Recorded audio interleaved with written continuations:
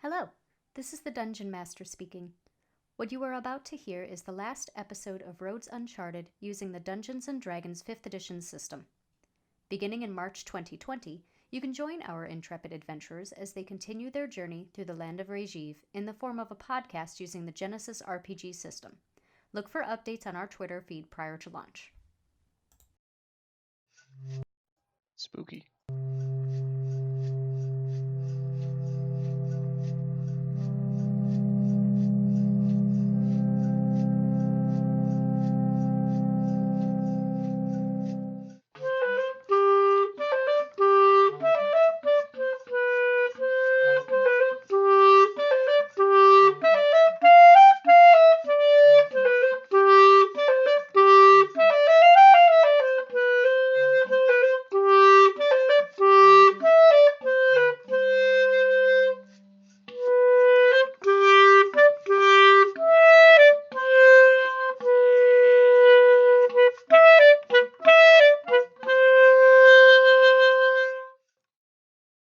So, where we last left off, everyone had managed to get through some really pathetic invaders, and with more rumblings and more earth shaking, the city was starting to fall apart. So, you managed to figure out the secret entranceway to the tunnels that have not ever been used, or at least if they were, it's been quite a long time. Nobody really either knew that they existed, or if they did, had no idea how to get into them.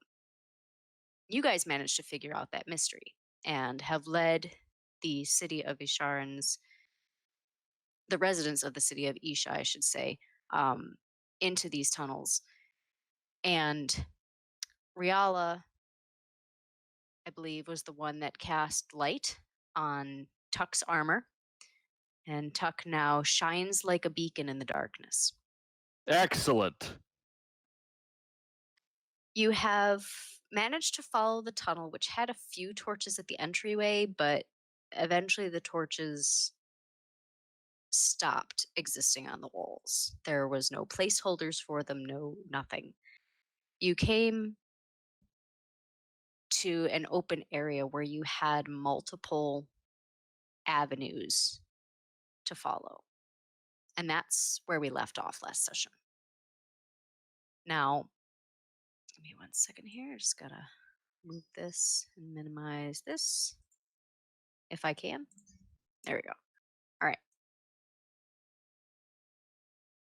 So you have a bunch of scared and whispering Isharans behind you. The guards of the city have taken up the rear, so they are behind this large group of people that you are leading into a tunnel you have no knowledge of. What are you all doing?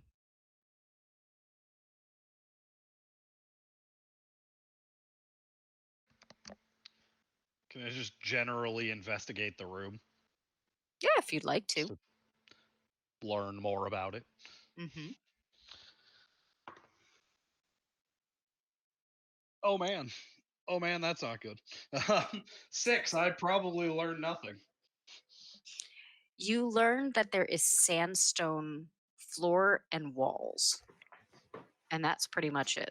How many And exits were there? 3 that you can see from where you are. Okay. I suppose I'm going to go about trying to keep the civilians, together and not panicking using my heroic presence. So you're just going to work on calming the citizens. I will attempt. Maybe I will do it wrong. That's always fun. Well, You're always welcome to try, right? yeah. Rolling persuasion to encourage them to continue following us beyond the torches. Go right ahead. All right, how bad is this going to be? Oh, that's a 7. Oh, great. Yep. All right, why don't you tell me exactly what you end up saying with this 7 roll of yours? Let's see. Okay, how do you pronounce the name of these people? Isharans, you said? Yes. Oh god. So, we find ourselves in this tunnel. This dark and dangerous tunnel, full of mystery and potential danger. Your fair city destroyed. Follow us deep into this cavern, and we should perhaps find a way out. You forgot to mention the chance of death, Tuck. Oh, indeed, there is a great chance of death. And Perhaps the while city you're will collapse. talking, Riala just like puts a hand over your mouth. Can she even reach that? Because, like, I think Tuck is like just under 6 feet, isn't he? Yeah. Just that mental picture of her reaching that high to go, no. Shush. And if I can't reach, I'll use. Can thaumaturgy work the opposite way? Like, I know you can use it to project your voice, Oh. but can I use it to turn the volume down? Just muffle him like those little muffler things you use on trumpets. Just I don't think it would work the opposite way, but you do have somebody that knows silence if you wanted to convince them. No. But that probably would not be a good idea. No, that's a little much. That's a little too much. I cannot be silenced. I do So he believe the thinks. townsfolk don't require any further encouragement. Perhaps we should just Wonderful. press on. Forward then. Yes, agreed. Do we see anything? Like, do all the tunnels look the same? Are there any markings on the walls? Anything like that? So as far as the walls and everything, so the floor is very dusty. The stone looks like it's very well worn, which is surprising considering the guards have said they've never used these tunnels. The walls themselves are crumbling a little bit. They look very old, very ancient, and potentially not well maintained. There are no markings other than the chisel marks from when they were hewn from the stone. Everything looks to be the same. And perhaps it was intentionally done so in that people couldn't use markings to find their way through the tunnels. It definitely seems like this was made to look the same on purpose.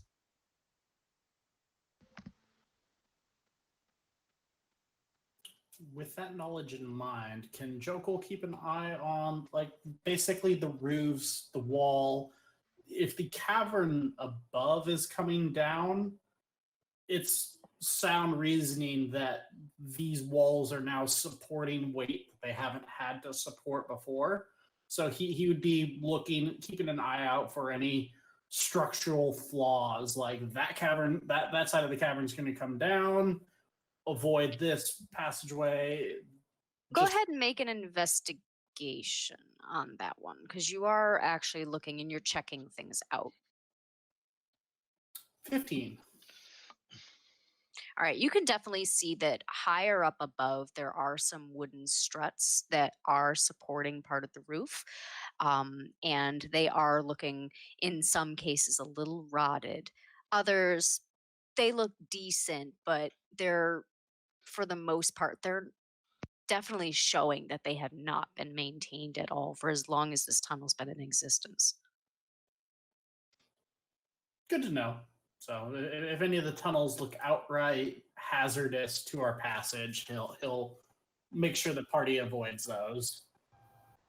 Holding my spoon aloft so as to cast light in directions that Tuck isn't facing with his broad Everything about him, and just kind of casting light in those shadowy recesses and just pointing forward. Perhaps we should just continue to move further away from the collapsing city. Do we still feel the rumbling and the shaking from The Right now, you do not. the weird quakes? The shaking has not happened since you entered the tunnels. So the tunnels, like looking at it, how many different like ways can we go? You may actually want to be in roll 20 for this session, Cole. Oh, boy. But right Okay. now, there are 1, 2, 3 ways you can go. So you have the one ahead of you, and then you have 2 to the right. I guess, can I go to the first one on the right and just sort of look down the tunnel and see if I see anything? Yeah, you can go ahead. Okay. I'm gonna wander over to the first one on the right and just sort of peer down there with my ability to see in the dark and all that. Okay. Why don't you go ahead and move the token to where you want to be? Okay. Moving the token. So I'm gonna go to like here. Okay, so you're going up there. So as you get farther into the tunnel and you look through it, you actually notice that this entryway leads into a big open space. Okay. And there are parts of the area which actually have been covered up quite a bit by fallen chunks of ceiling. You can see that part of the stone above you has fallen loose and is now, I would say speckled, but they're much larger chunks than just speckles. So, but the area does look passable, and from there you can actually go left or you can go to the right from what you can see.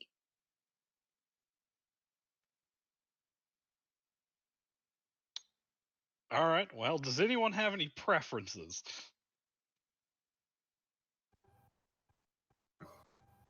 I don't. I'm gonna move up to stand. All right. You can now also see it, and with your shining beacon breastplate, that you can. There is a large cavern ahead of you, and you can also see the fallen rocks, and that the tunnel eventually spreads out to the left and to the right.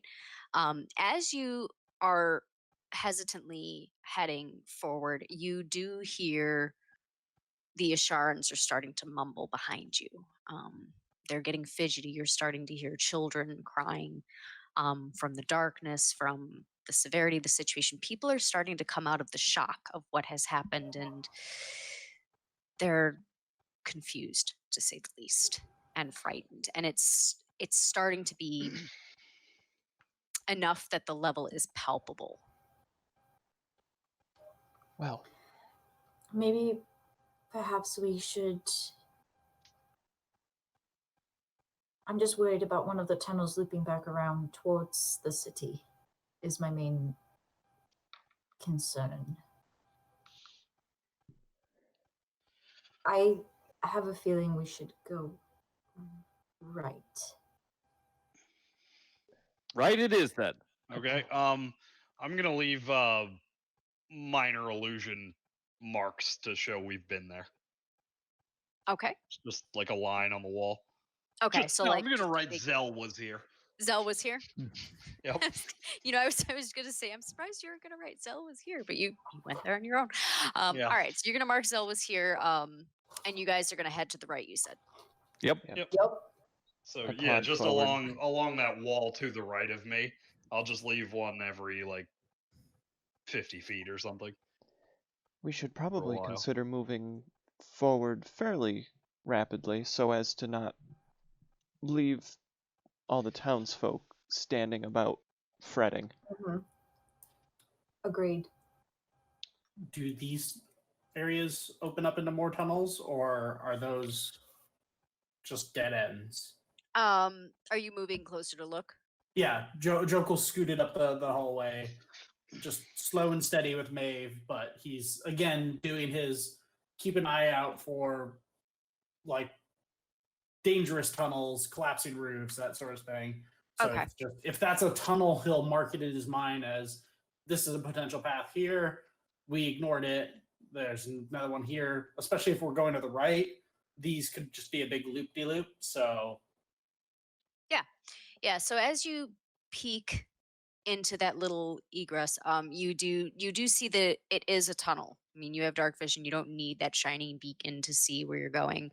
And you do notice that it does go back a ways. So as you said, you'll mark it for later use. But yeah, you do notice that there are tunnels that are back here as well. Jokel's keeping with the crowd, but he's just marking.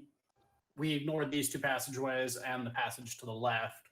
If we have to double back, we have 3 options still available. If Zell is using an illusion to mark things, I'm just wondering, is that like how long is that going to keep up? I will check.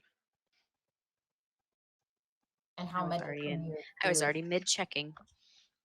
Because if I feel like Riala would be It lasts for about a minute. Oh, okay, that is. So if you short. move quickly, it's one of those things where you could just do a quick mark, go up and check something, and then come back, and it would Yeah. still technically be there. So it just depends on how quickly you guys are moving through these tunnels. well, Riala keeps I would say she keeps like a little thing of like the ashes for incense if Mhm. she's on the go. So I feel like she'd be taking that and like smudging it. Just be Smudging it by the illusion. Huh? I was gonna say, Jokel's just like, would you like a piece of chalk? Oh, that would be much better, yes. Do you have some? He'll just pull it out of one of Maeve's saddlebags. So like, here's a piece of chalk. Oh, that's much better. Thank you. No, mark it with chalk. Oh, prestidigitation would do that as well. So I could have been using that instead. I think that it's the same that duration, lasts doesn't for an it? hour. Oh, okay, never mind. You're right. Yeah, it's a 10-meter range. So as long as I'm like next to the wall, I could just there. But yeah. I'm just picturing Zell just being like, I need some chalk now, so you can like pull a Jackie Chan and get somewhere where nobody else is able to reach and write. Zell was here. Just the ceiling above me.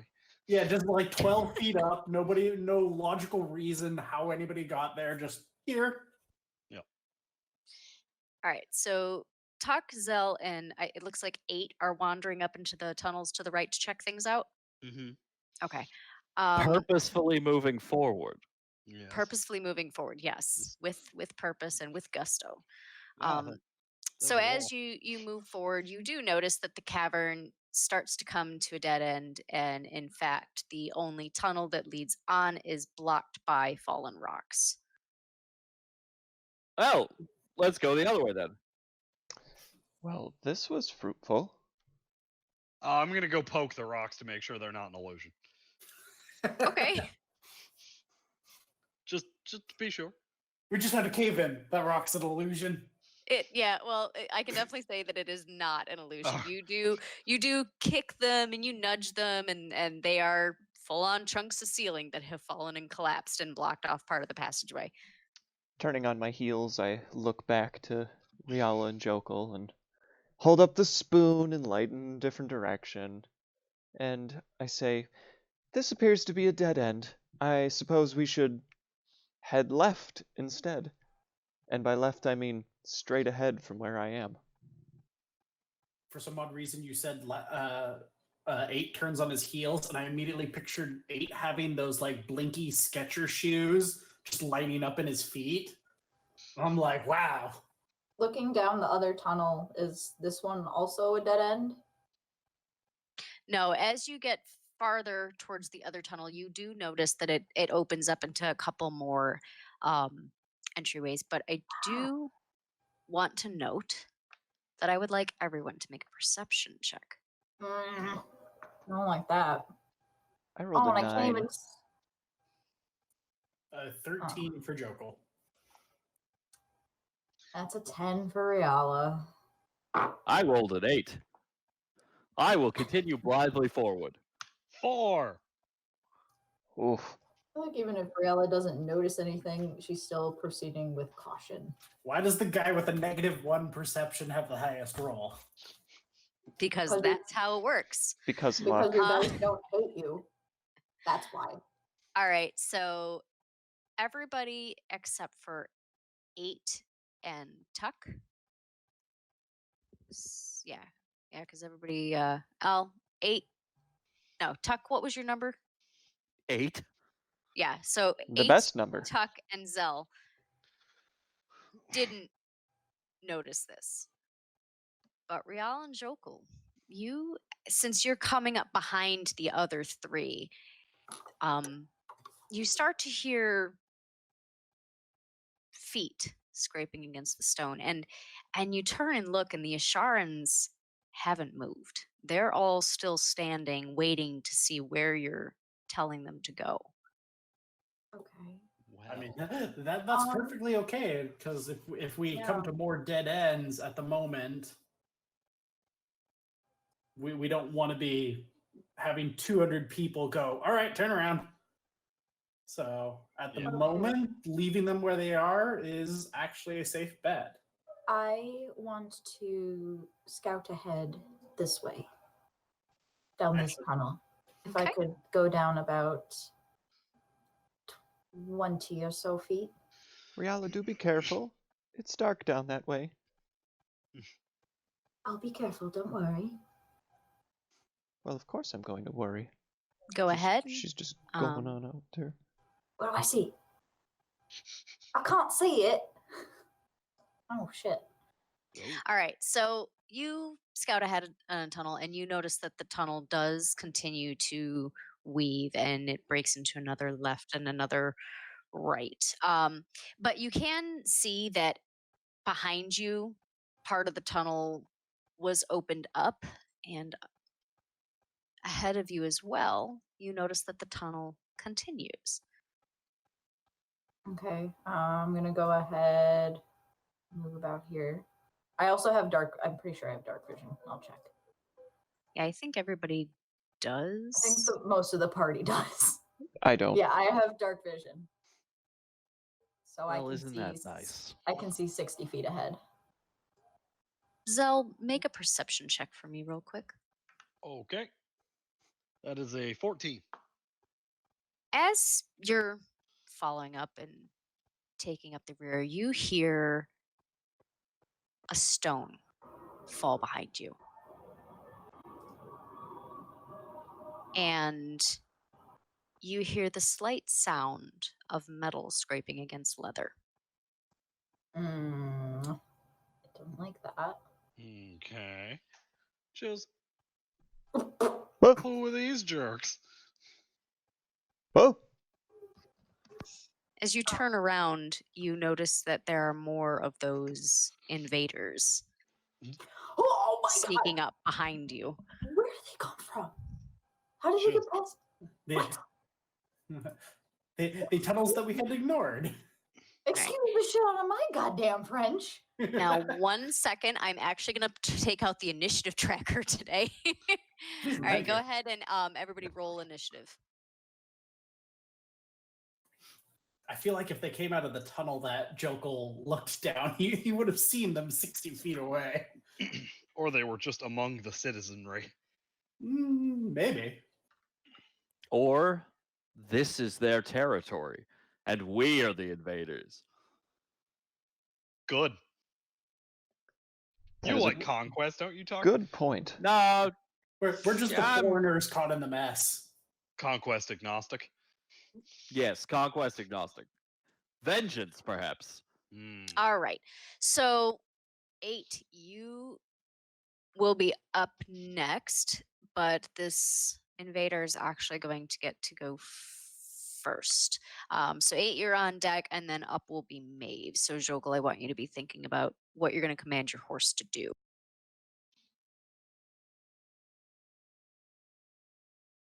So Zell, you turn around and you see that this invader, this person, is dressed just like the ones that were at the entrance to the city.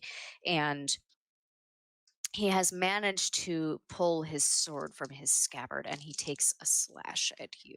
Oh, hello. And as he makes his move, he actually ends up knocking into one of his companions and ends up missing. And he takes a step back and poises himself for his next attack. 8, you are up. At least we know they're consistently bad at attacking. See It's the like the sent Marx A Brothers team of here. invaders is really what it is. I'm just picturing these invaders being like Okay. the stormtroopers. They're firing all over the place and hitting nothing. Seeing these random figures show up and start attacking us, I'm going to cast Command at level 3 on 3 of them, probably the 3 closest ones. And holding my spoon aloft, I see them taken aback, my eyes widen for a moment, and I just sputter out the single word phrase, and I say, drop! And see what happens to them. And they all need to make a wisdom savings throw or follow my command on its next turn. All right, so you said the 3 closest to you. Yeah, so maybe these 3 in that row there. All right. Uh, All right, so my spell the save is gonna be 14, right? 14, I think. Yeah. All right. So not the closest to, but the one behind him drops his sword. And he has this look of exasperation on his face, like, what just happened? How did you do that? And then with that, I will shoulder my shield and grab my hammer and stand there between them and the rest of my companions. All right. So you're gonna kind of make yourself into a little Shield protection wall. Yeah. Yeah. That'd be Maeve, and then Tuck, you will be after Maeve. So I assume this cavern is not very tall. How tall are the ceilings in this cave? Like 60 plus feet. Oh, so this is a cavern, not like a tunnel. Yeah, it's technically part of the city, kind of used as a back exit. So it's tunnel like, but it is more cavernous. Okay, I figured we were talking like 10, 15-foot ceilings. No, so. no, it's Okay. pretty high up. Well, it doesn't change a whole lot, but good to know. And since Maeve is just kind of standing there, she's going to do the horse thing and realize there's danger well before the rider. So she's just kind of going to neigh and basically bop Jokel with her head and just like get his attention, like because Jokel's clearly not aware of people from behind. So she's just going to basically hold her action to attack anybody who gets near her, and then just kind of bunk Jokel and be like, nudge, nudge. All right, Tuck, you are up. I suppose by this point I've actually realized that something's happening. And turned around. Yeah, definitely. Ah! Surrender or die. And I'm gonna move into position. What are the rules for readying an action? I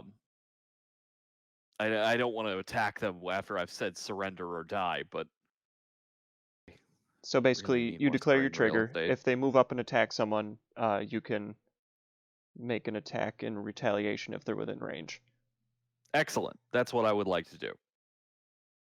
You got it. All right, Riala, you're not up next, but I do want you to be thinking about what you're going to do on your turn because you will be coming up shortly. Tuck, Tuck and Zell and 8. You guys are actually closest to the. Let me see. There we go. All right. You're closest to one of the cultists, and he is actually pretty upset that he missed Zell on her first attack. This attack that should have been his and was a surprise. And he moves in close to you with his sword drawn and he stabs up at you, Zell. And he is able to actually injure you. Where's my thingy? There it is. Hello. All right. So that's going to be 7 points of blood. Sorry, not bludgeoning. Yeah, Slashing. bludgeoning, slashing. Thank you. Like, I don't know why it says bludgeoning on my thing. And then he ends up turning around and making another attack. Ooh, Jesus Christ. That also hits.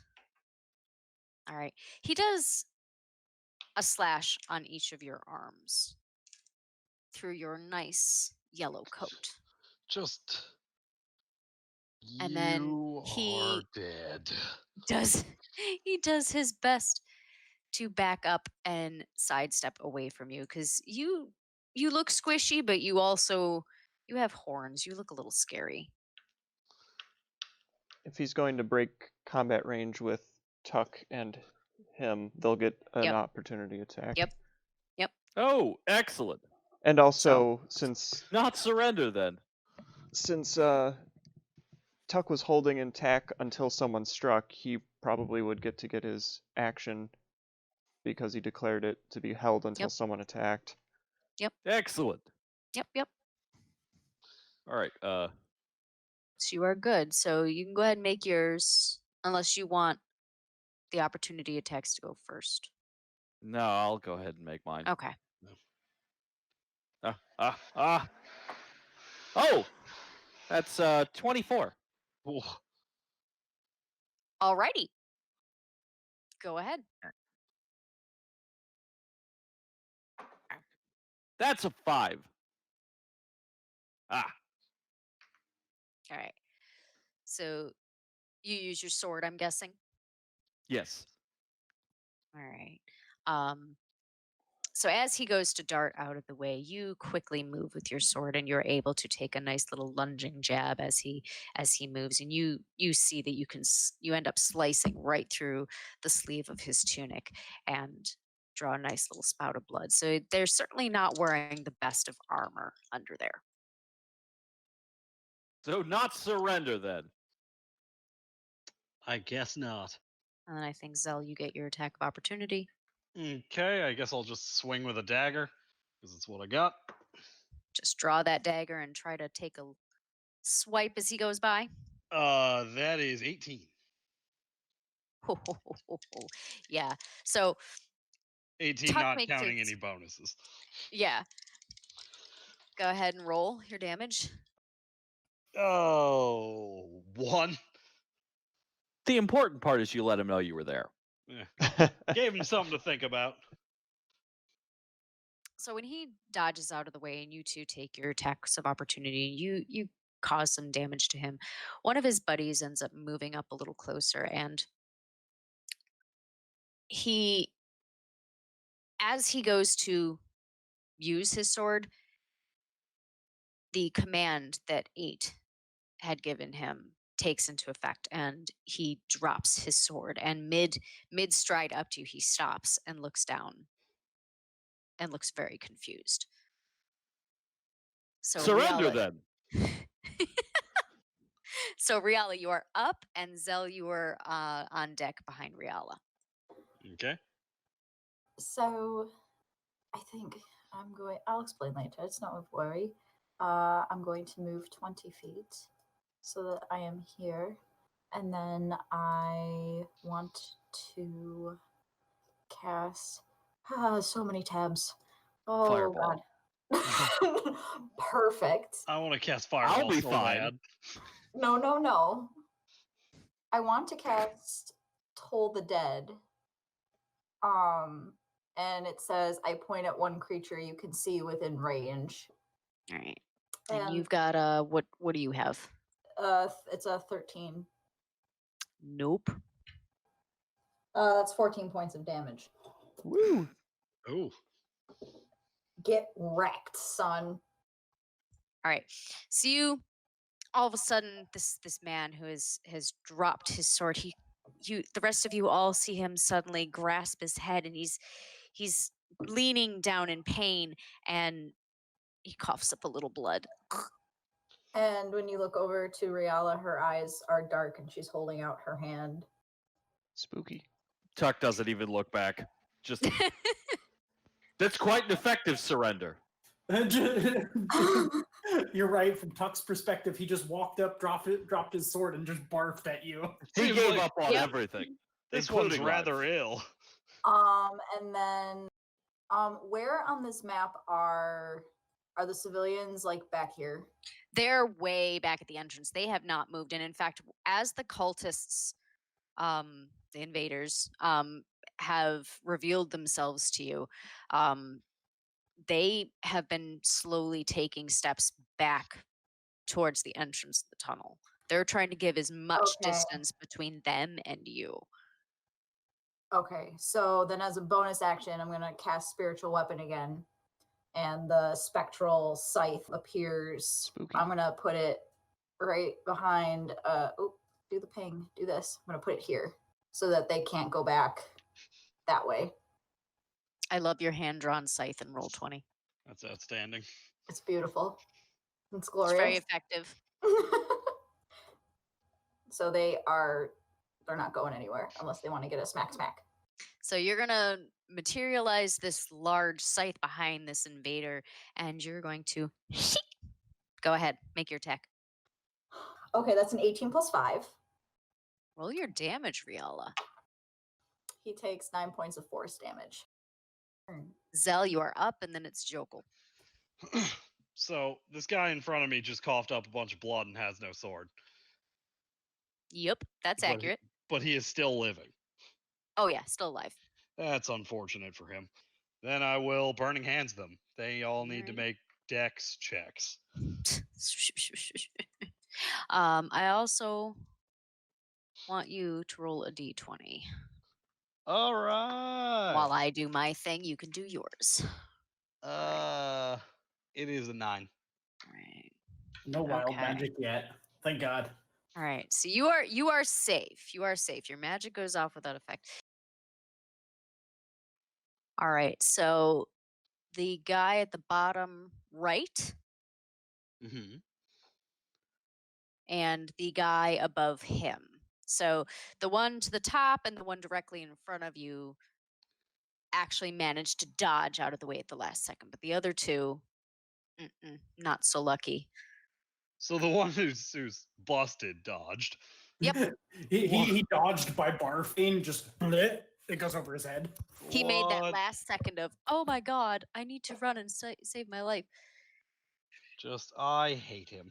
Right. Okay, 3d6 to All right. to those So guys. yes, you do 3d6, and the two that saved will take half as much damage, and the other two will take the full damage. Okay. Huh. Burn, baby, burn. That's disappointing. I'm gonna spend a point of luck. All right, that's better. 9 to all of them. It was like 5. Oh, geez. Alrighty. So I have 1 point of luck left. All right, so you moved out of the way. So Jokul, you are up next. Yep. Jokul is going to do as a cavalier does, and he's going to hop on his horse. Bloop. I like that you actually put the token on Maeve's token. I mean, it keeps track of him, and I mean, Jokel's already a tall guy. Imagine put him getting on it like a, what did we say? Maeve's like 6-7 feet tall, so Yeah, he's 6-ish, yeah. towering over everybody now. So, plus, I finally get to use my mounted combatant since I'm on my horse. Plus, I mean, you're tall anyway, so I mean that you're just like you're towering at this point. Aha.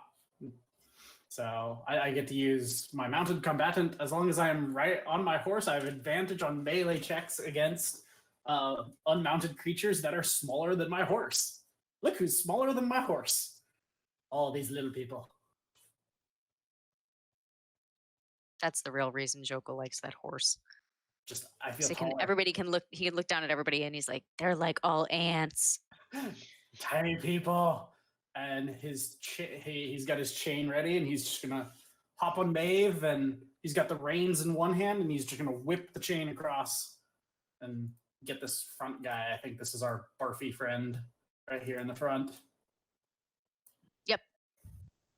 Not barfy. Ouch. All right, that hits. So that's another 6 with your spiked chain that you are whipping around and manage to catch him. And if he's Alright. still standing, he's going to get stabbed again. All right, you go right ahead because he is not looking great, but ooh, yeah. That's another 11 points of damage, Jokel. Very nice.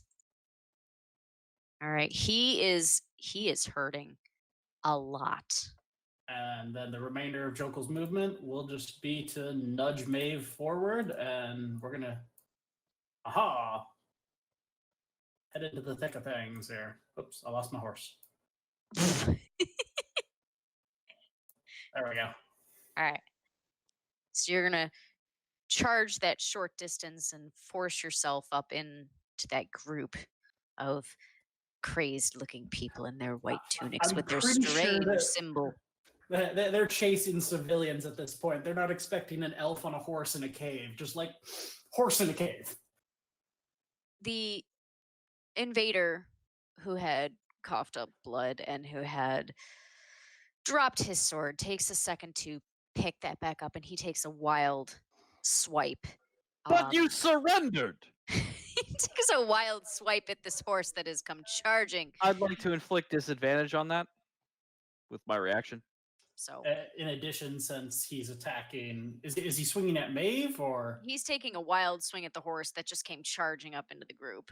So part of the mounted combatant is Jokel can take the hit instead of Maeve, so he's swinging on Jokel instead. It's fine. He missed anyway. Whatever, works for So me. there! It's one of those like really wild swings with a sword that there is no direction. It is just, I'm going to just swipe at air, and all you're hearing is air moving around my sword. I don't- He's just got a foam sword, and it's just making that whipping noise like a Nerf gun. Yeah, Or exactly. The Nerf Takes a swords. step back and he tries again. Doesn't go off, and in fact, he doesn't try to disengage. He just shifts himself a little bit so that he can get a better viewpoint of this giant beast that has come charging in from the darkness. The cultist that's in the back, and I'm sorry, I'm going to start calling them cultists now, just because I'm sick of calling them invaders. Forgive me. Cultist Oh. flows off the tongue easier. Yeah, it does, other than invaders. The one closest to you, Jokel, to your right, is going to take advantage of his companion's poor targeting skills, and he's going to take a couple swings at you, and he does, I think, a 19 hits with you, yes? Yes, 16 to hit. All right. Ew. Go ahead and take 2 points of slashing damage. And Really making a statement there. right? And then the last one, the one that Riala had threatened with her scythe, unfortunately is not able to get a hit off. Maeve is moving around too easily. All right. 8, you are up, and then it's Maeve and then Tuck. I just realized Maeve is a black warhorse. If they didn't know, if they don't have anything lighting up this cavern and didn't know there was a horse in here, Maeve would look rather spooky coming out of the darkness like that. But thank God Tuck's like breastplate is like this True. beacon of light that is just, it's like a little lantern in the darkness. Yes, a bulwark against evil.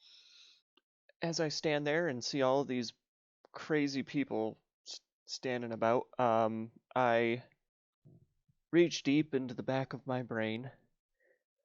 I hold my shield up, I hold my light spoon in the other, and I clang them together, and I cast Spirit Guardians, which summons forth a whole bunch of spectral spirits.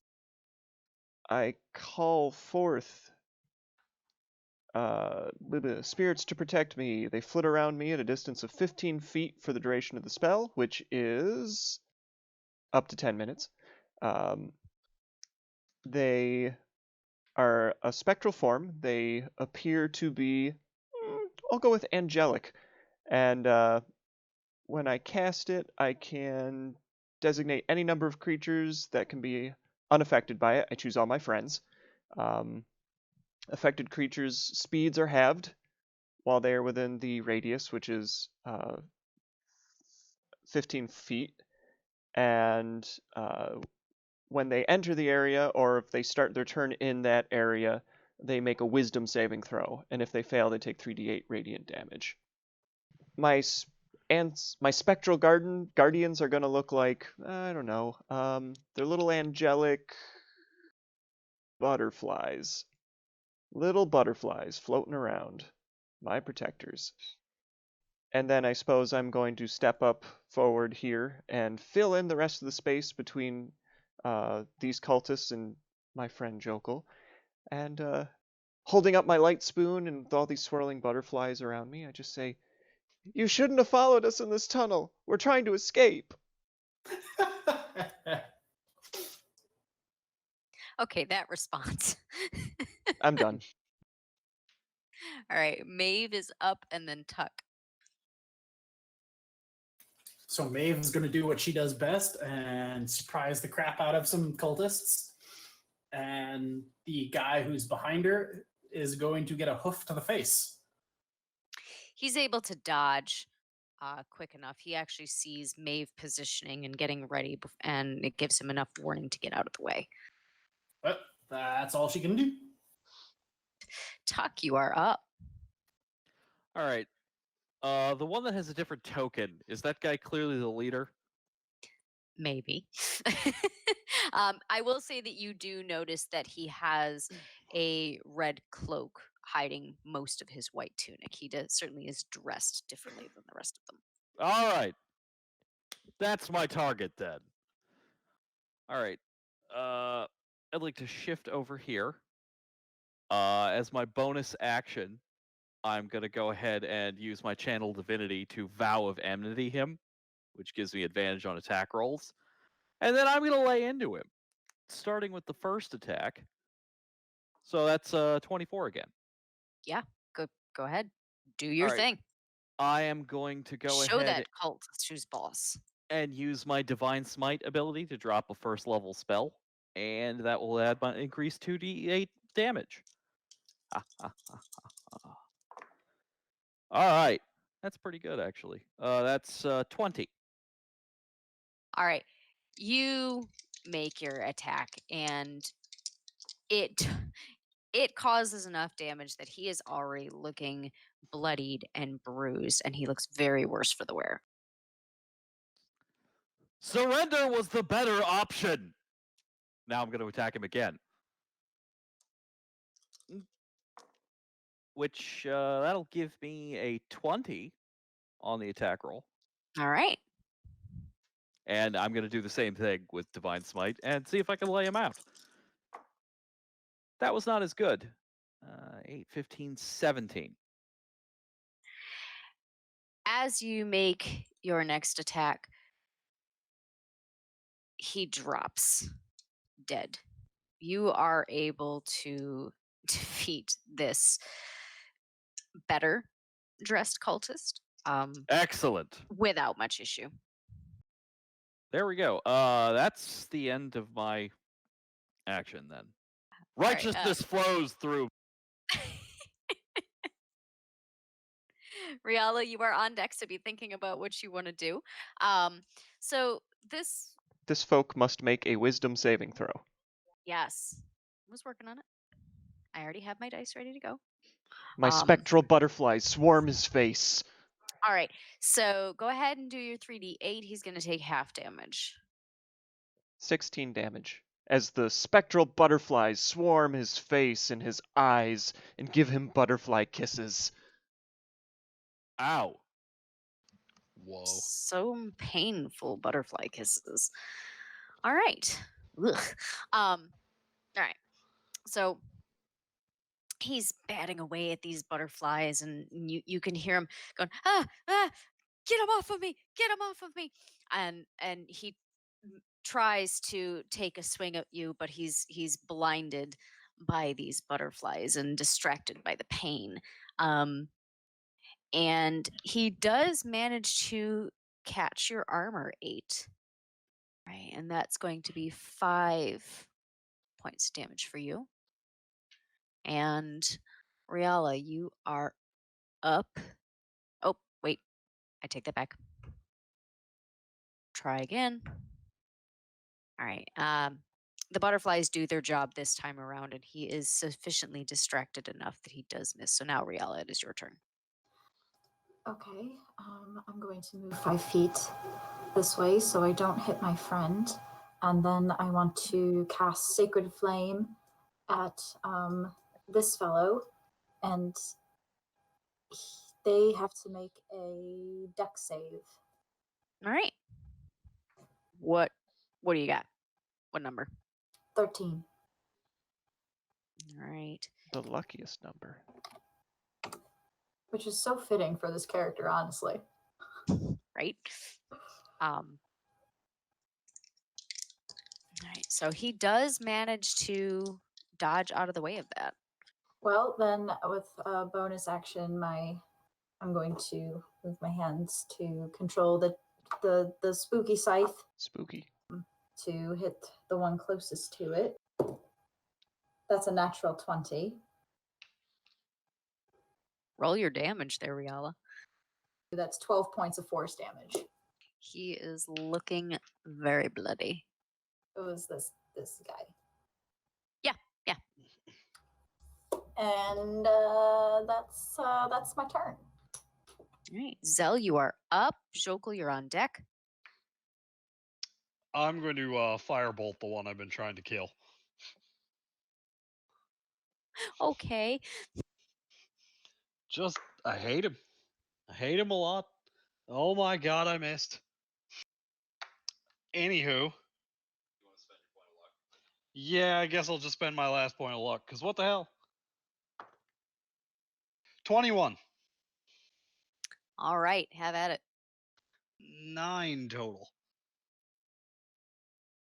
All right. So you cast your firebolt and it roars towards this invader, this cultist that is in the midst of your new friends, companions, traveling buddies, who knows. But as it collides with him, his skin burns to a crisp and he collapses to the ground. Ah, good. All right. That's what you get for not surrendering. I think that's it for you, Zell. Yeah, I'm just gonna step like here. Alrighty. Jokul, you are up. So Jokel's standing nice and tall on his pretty horse, so he's going to put his first attack onto this topmost guy. Because I get to use my unwavering mark. So Yeah. he's going to get stabbed. And then this guy in front of Jokel is also going to get stabbed. Both of them are looking extremely bloodied right now. They are very bruised. They are hunched over. They're breathing heavy. The cultist that's below you, the one that you did not hit with your unwavering mark, has to make his wisdom save. Give me your 3d8. 8. 14 butterfly damage. He goes to raise his sword against Jokul, and the butterflies all converge on him, and you see him do the same thing where he's wiping at his face and he's screaming out in pain, and he collapses to the ground. Yes, the butterflies release protective spores from their beautiful wings, and he just is shrouded in it. Excellent. I cover my mouth with my cloak. Just death by butterflies all of a sudden. It's like, Oh, God. no. The other one tries to do the same thing. 8, go ahead and roll your damage. 16 butterfly damage. And the butterflies strike again. Another one falls to the ground. Behold the beauty of nature. Yeah, beauty of nature. 8, you're up. I turn around. I've got the shield and my light spoon, and I look at the last cultist standing there, and I kind of hold my palm out and slap the spoon in it a couple times on the palm and say, "You've chosen the wrong cave to die in, friend." And I step forward and slam the spoon at him. You slam the spoon. Hey, my grandmother's attacked us with a wooden spoon when she's cooking. Those hurt. Yeah, they do. I will admit that they do. Well, a 7 ain't gonna do anything, so No. You hit him on the head, but you just make Bam. him look angry. excellent. The butterflies will take care of him. All set then. Probably. Yes. All right. Maeve is up, and then Tuck, you're on deck. Maeve's just gonna nay and then kick this guy. All right. Oh. And boy, howdy does she. Oh my. Whew. All right. So she rears back and slams her foot into this guy's chest. And whew. All right. He looks pretty bad. He's clutching his chest. He's bent over. And you can hear him wheezing, and you can hear it rattling with the sound of blood and phlegm. I think that's it for Maeve, yes? Yep, she only gets one All right. attack. So Tuck, you are up. And I would say Riala be thinking about what you're doing, but I have this feeling this invader is not gonna last much longer. It's just, I mean, this guy's already beaten. I feel almost bad for, finishing him off. But I gotta. So, all right. I guess we're just gonna go ahead and take my extra attack, and my regular attack, and I will shove him as part of my shield master feat. Because why not? So, first attack. Oh, hey, that's a 22. That's good. All right. And it's gonna be that's 8 points of damage. And the second attack. You don't even bother. is- He collapses to the ground. So there! I attack wildly over his head. Well, that was. I hold my hand out as the butterflies continue to swarm. Quite the diversion. I will never look at butterflies the same way again. And Is everyone afterwards, all- it lands on my hand, and I just kind of blow on my palm, and it fades away, and the other ones just kind of turn to ash in the air.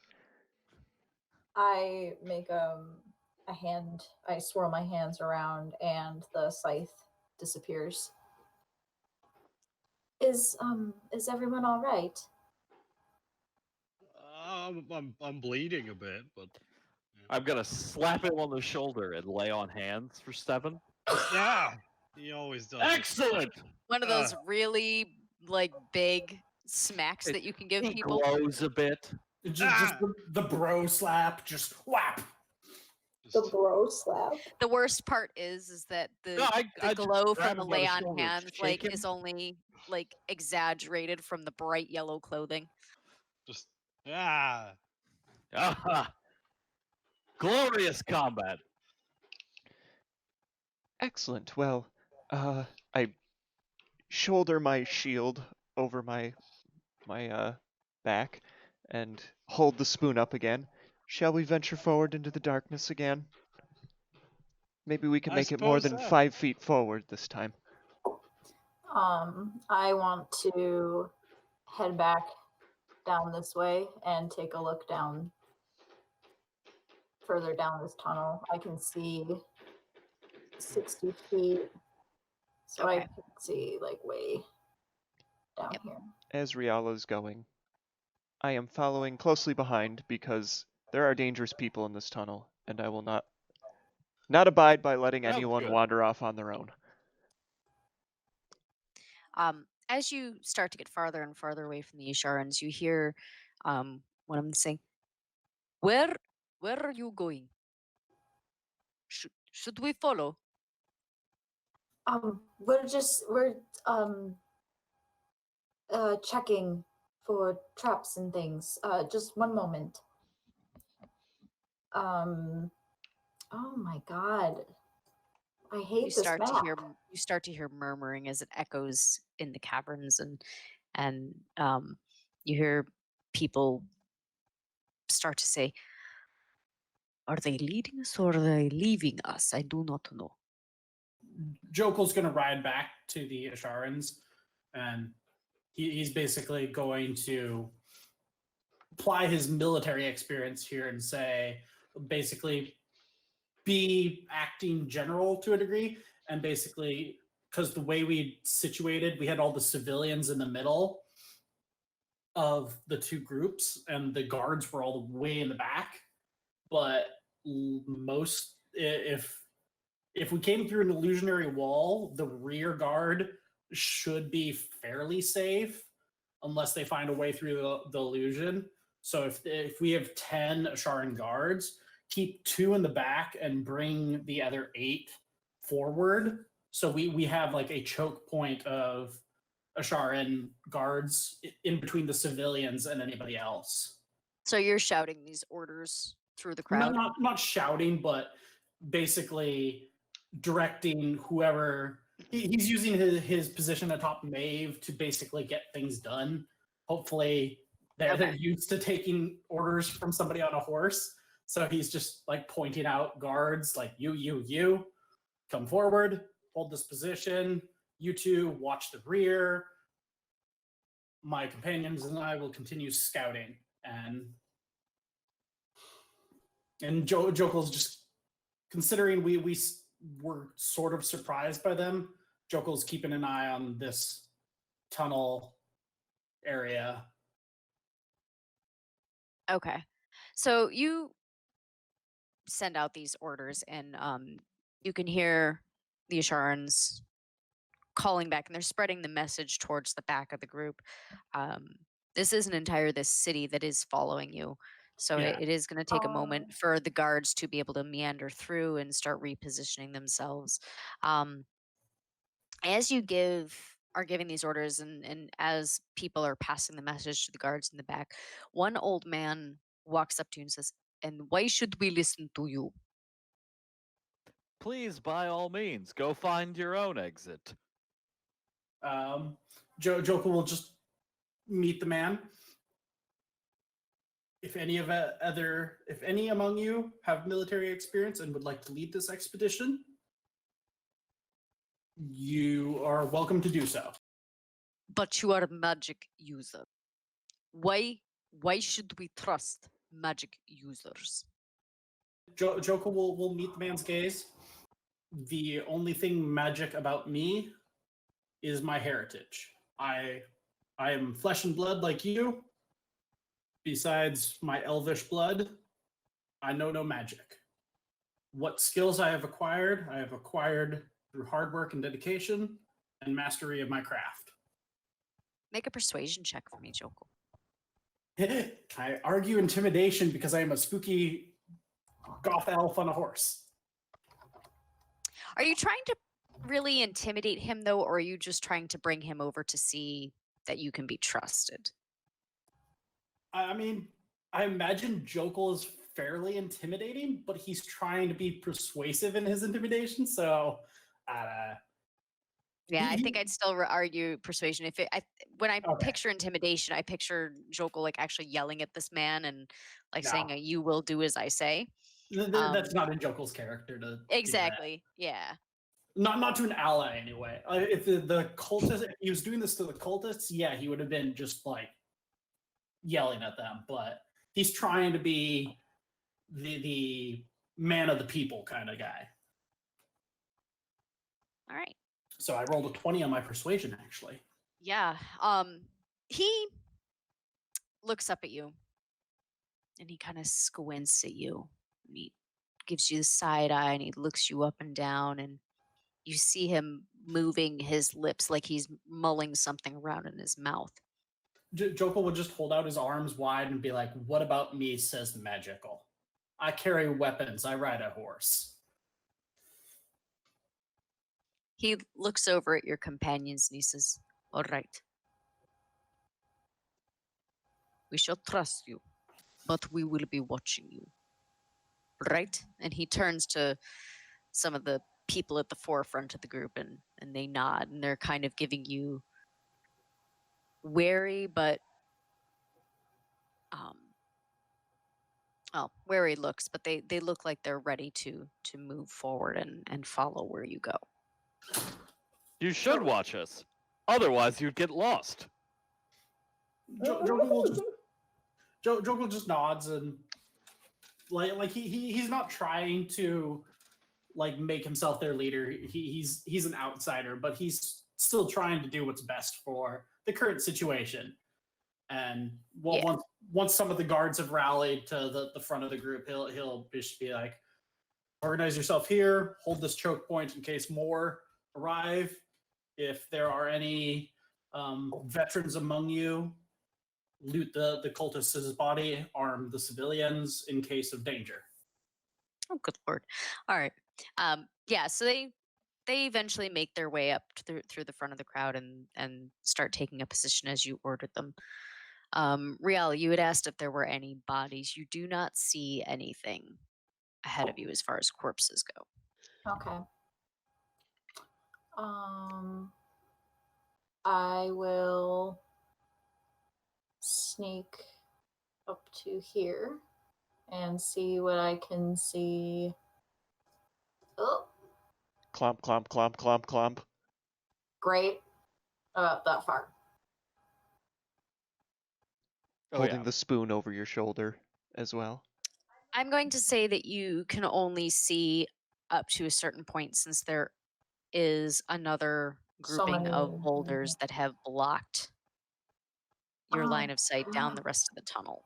Oh, I wish we had a wizard so we had find familiar so we could send a cat or something. Okay. There appear to be more boulders that way. Up here. And what's wait, going on? Wait for us. I am desperate to get out of here. I do Clomp, not clomp, like clomp, this. clomp, You clomp. do see that there is an entry or an exit out of the tunnel. Now, when you say out of the tunnel, does that mean into an opening with more tunnels? I go through it. Where does it go? Wait, back up just a second. So you do see that there are two exits out of the tunnel. One seems to slope upward and one seems to slope downward. As you are examining the two, you do hear a voice echoing in the cavern, a deep, resonating voice that says, "I thought I took care of you 400 years ago, boy." After you hear this thunderous voice call out and you all look at each other. I don't know. Tuck, what is your reaction to this? I imagine the rest of the group is probably looking around at each other like, what, who?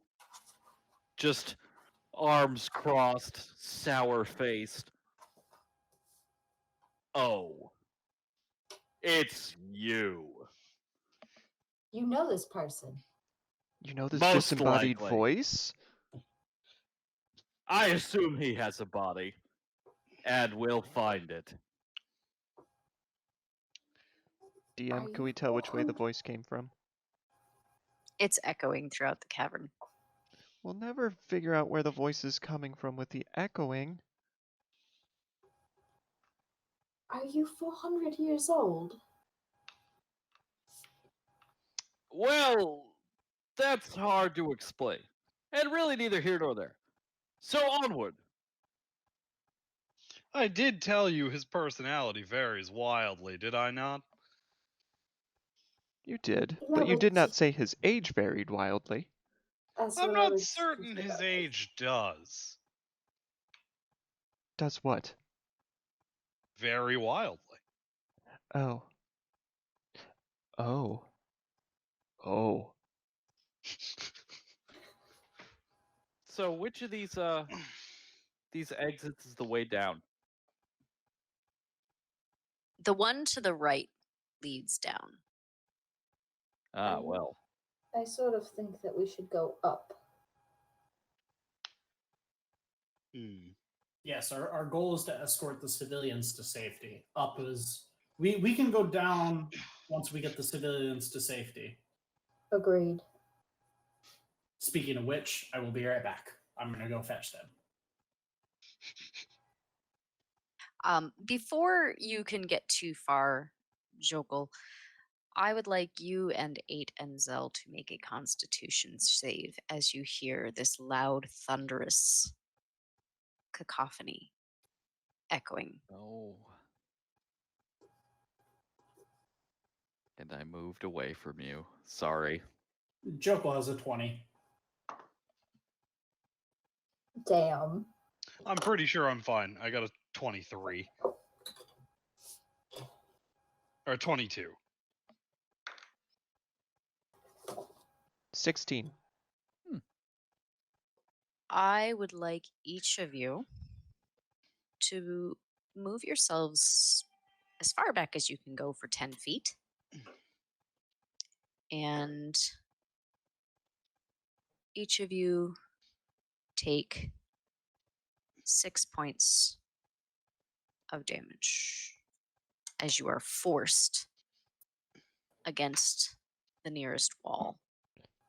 Riala, as you see everyone being forced and thrown back against the wall, you look beyond and you see that there is this person standing there covered in head to toe with a black cloak, and he's got a staff in his right hand and his left hand is just toying with a bout of flame hovering above his palm. I slowly walk forward and I put myself in front of Jokul. Where are you, swordsman? Come out and fight me. Don't hide behind your friends. All right. Ah. Are Got you turned the- around a bit. Are you the one that caused the city to cave in on itself? Asking person with the fire. The head doesn't turn to face you. You can see the cloak, the hood of the cloak just scanning left to right. I said get out here, swordsman. I'm right here. Do I recognize this figure? Is he wearing any noticeable symbols? There are no noticeable symbols, but I do want you to make a intelligence check to run your memory. Yeah, I got a +1 on that. We're doomed. That's an 8. A good number, but not a good enough number. Yep. Something is very familiar about this voice, but you just can't place it. It's just some guy. Some guy. Take a number. He hears you and he stops his scanning and turns to look directly at you, almost as if he didn't see you the first couple passes. Clearly, he has a head injury. And he takes his staff and he slams it once against the ground. And I want everyone to roll initiative. I got an 18. Yay, 7. Woohoo! Oh, hey, Jokul. Right there with you. Jokel's not having a good day. I'll just group Yeah. Jokel and Maeve on the same initiative. 3. 3. Oh, God. We're not having a good day.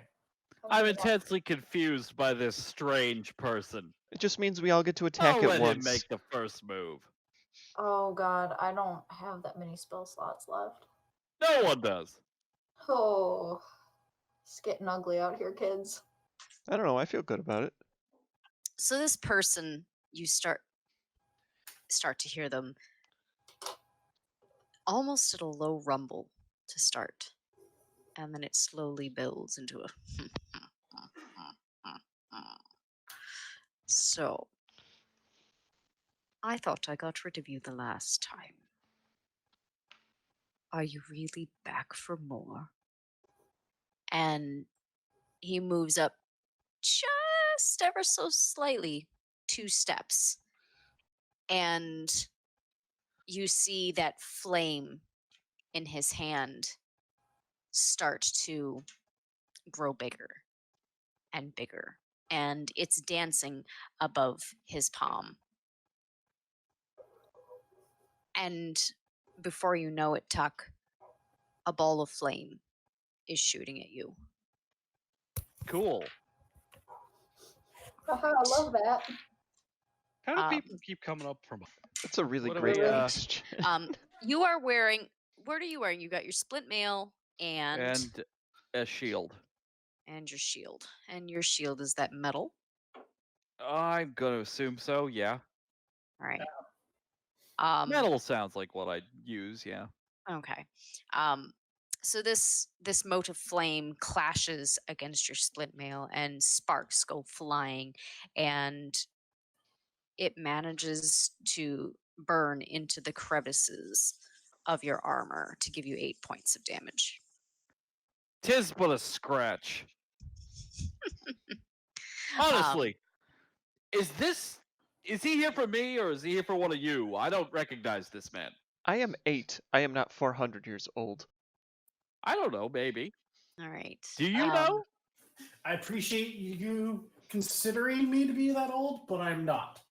Riala, you are on deck, or you are up, and 8 is on deck, I should say. Well, I'm on deck with a 7. Christ. Look at those numbers. 18, 7. Isn't that sad? The important part is we're all concentrated together. Mm-hmm. Okay. Standing in front of Jokul, I hold out a hand and I say, I don't know what you're doing here or who you're looking for, but you need to go. And I cast Sacred Flame. Go ahead and do your thing, Riala. Yes. He is blinded by his arrogance. Oh my god, this D8 is so good. That's an 8 and another 8. 16 Ooh. full damage. 16 points of damage. 2 8s. 8s are best numbers. Very much so. Radiant damage. Riala is doing very well tonight. I know! I can do things! Time to deal some damage. And what you see is that she holds out her hand and the black veins in her face get really dark. And you see that stretch down to her hand, and this dark energy pools in her palm and shoots out this crackling black energy as it slams into his chest. All right.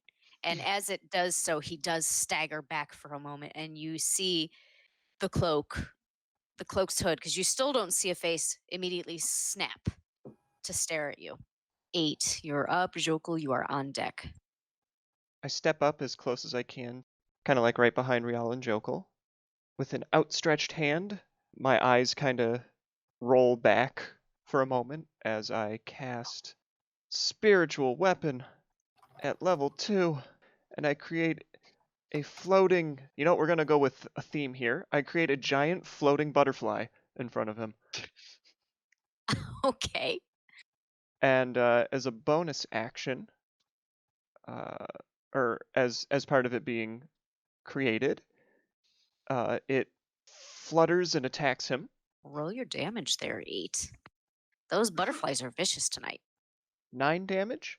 All right, so this giant butterfly comes flying at this person's face, and they stagger back, and they're flitting their hands around their face, and the cloak hood manages to fall back, and you see that this person is bald, and they have a large grouping of scars across their face, and they're very pale and jaundiced looking. Their skin is very yellowed.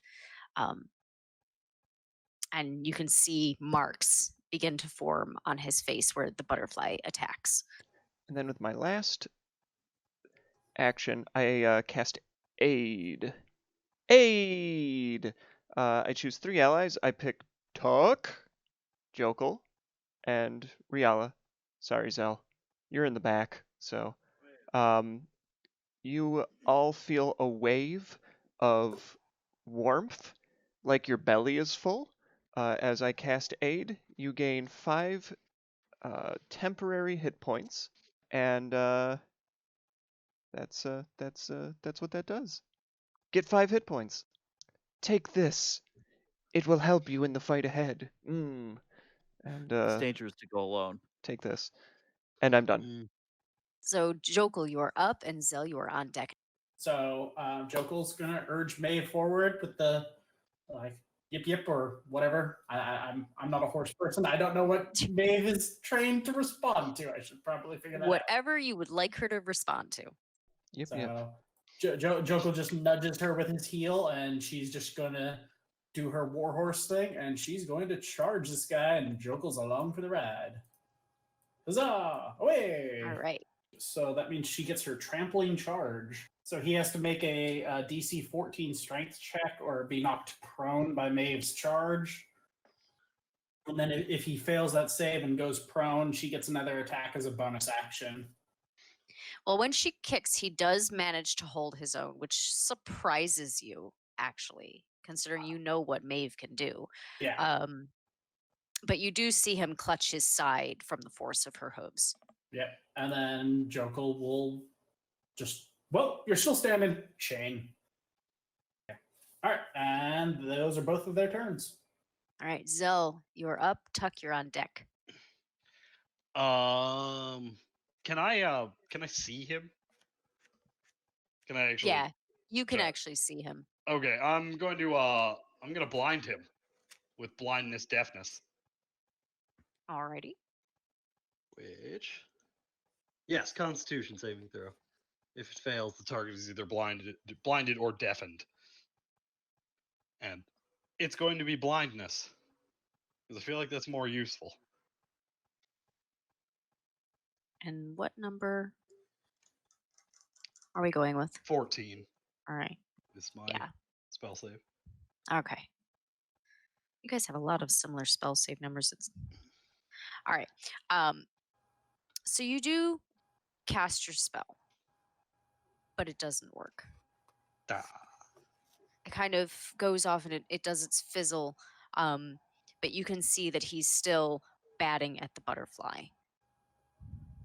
Well, fine.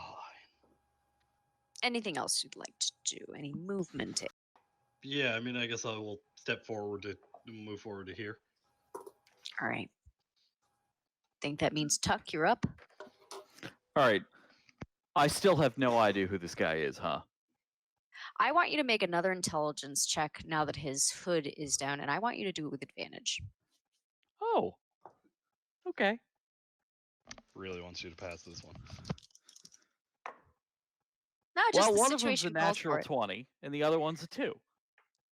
All right. Now that the hood is down and he has stopped swatting at the butterfly, you take a good look and it dawns on you. This is Moldruk, the mage that took down you and your companions all those years ago. You son of a bitch. You absolute monster. I apologize for what I'm going to do to you. All right. You apologize? Yeah. That's how So bad first it thing, is. first thing I'm going to do, I'm going to use my bonus action to cast Hunter's Mark on him. All right.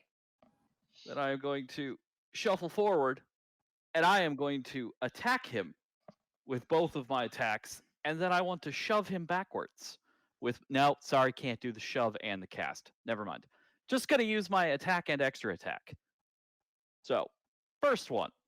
That's not going to work. That's an 8. Furiously spitting curses at him. I swing You are again. so angry you miss. Yes. That one is a 24. Roll for your damage. All right, I'm gonna go ahead and use my Divine Smite ability again, and I'm gonna dump my last spell, which is my level 2 spell. So that's gonna give me 4d8 plus 6 damage total. Alrighty. No, 48 plus 1d6 plus 2 for the Hunter's Mark. Math is so hard, isn't it? It's not the best, no. But such is the life of a vengeance paladin. So much damage. Well, it wasn't astounding. I rolled a 1 on one of them and a 3 on another one, so 22. So you cast your Divine Smite, and you swipe at this person who caused you such pain and sadness over the years. But he's still standing. And in fact, when you are done, he stands up straighter and he is now laughing at you. Excellent. Come get some. And I think that's it for you, right? Yeah, that's all for me. He stands up straighter and he looks at you and he looks back at Riala. And when he turns to you, he calls out this word, which you don't understand, but Jokul does. Jokul, you hear the words scorching fires.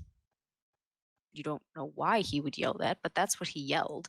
And within moments, 3 bolts of flame are hurled at you, Tuck.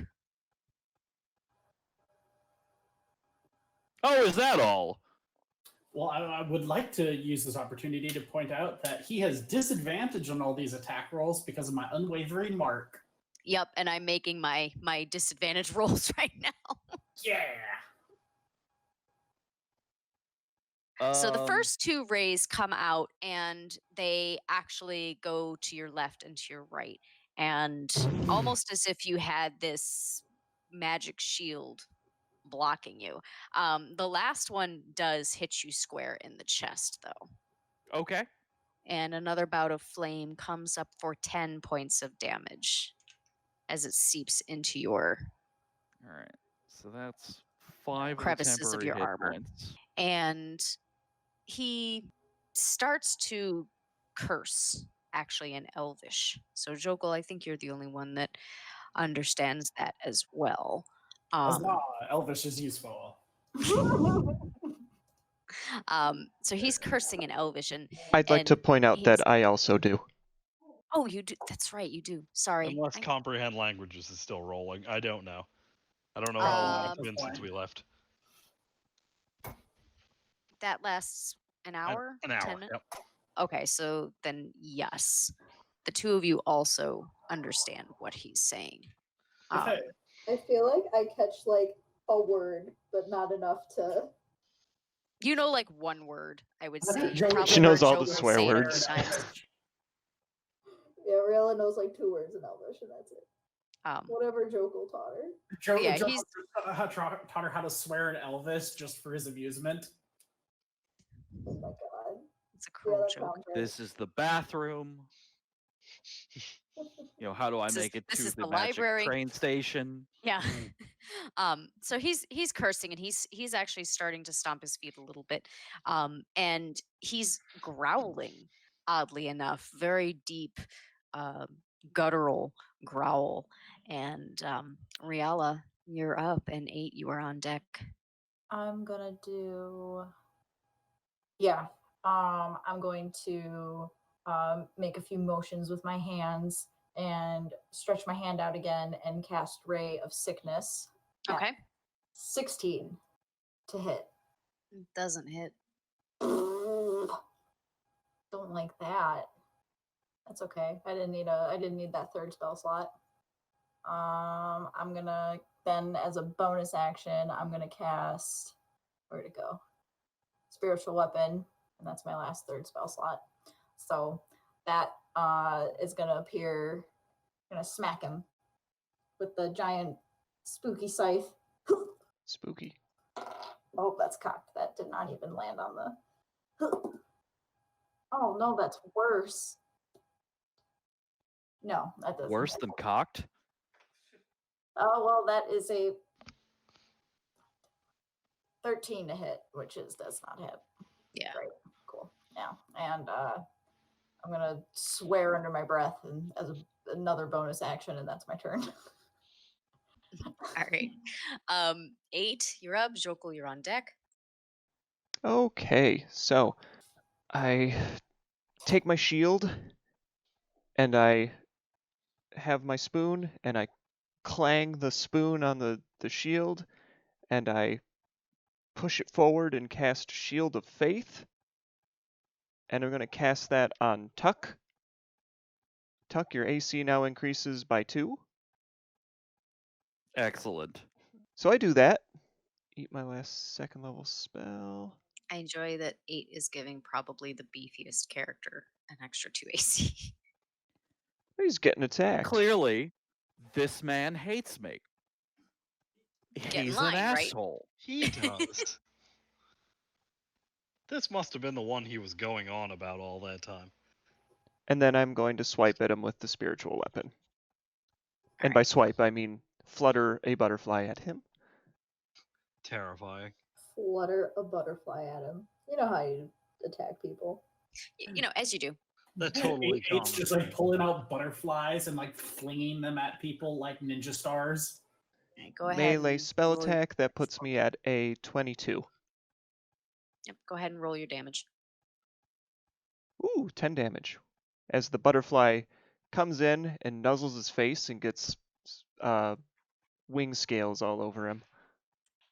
All right.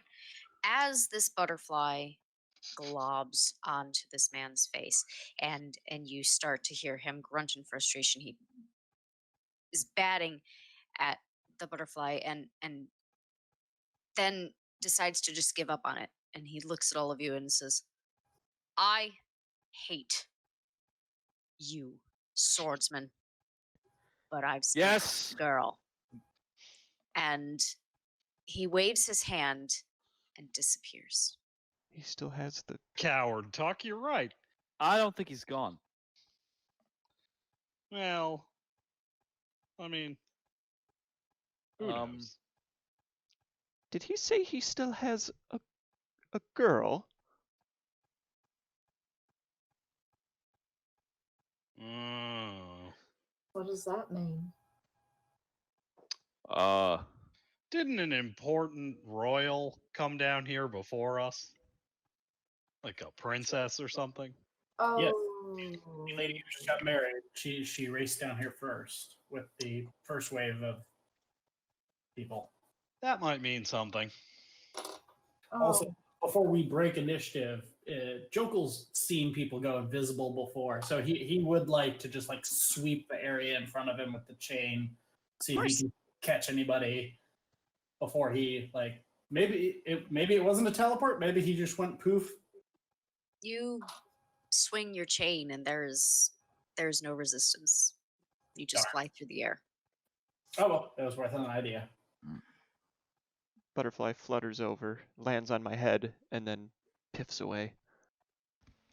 And deals you 10 damage. Ah! Oh, I can't believe I wasted a third level spell slot. I know. Didn't even hit anything with it. Oh. But I did this okay, I just want to make sure, Tuck, you don't have any important ladies in your life, do you? No. No, I don't. Well. No, I don't think so. I don't think any of them would be around. I mean, Madrick's an asshole, but that'd be a lot of effort. If he hates you as much as he claims, perhaps maximum effort is necessary. Just in a comparison of effort, how much more maximum do you get beyond trapping me in a gem? Trapping you in a gem, but Tuck, What are you talking about? You're made of flesh and blood. Technically, yes. Are I- you? Don't quite follow. It's not important. The important part is that is very junior effort in comparison to measures already enacted. Jokal pokes Tuck just to make sure he's not an illusion. That would have been good. The entire person's an illusion? That would have been Just like- really good. Mm. Have you done anything recently to upset him? Why here and now, and why an entire city? I have no idea. I would say this is merely a coincidence. That whatever he's doing here, he was going to do anyway. He is an asshole. Yeah, and I've never met him before, so I assume this is sort of been in the works for a while. I've been traveling with Tuck for some time now.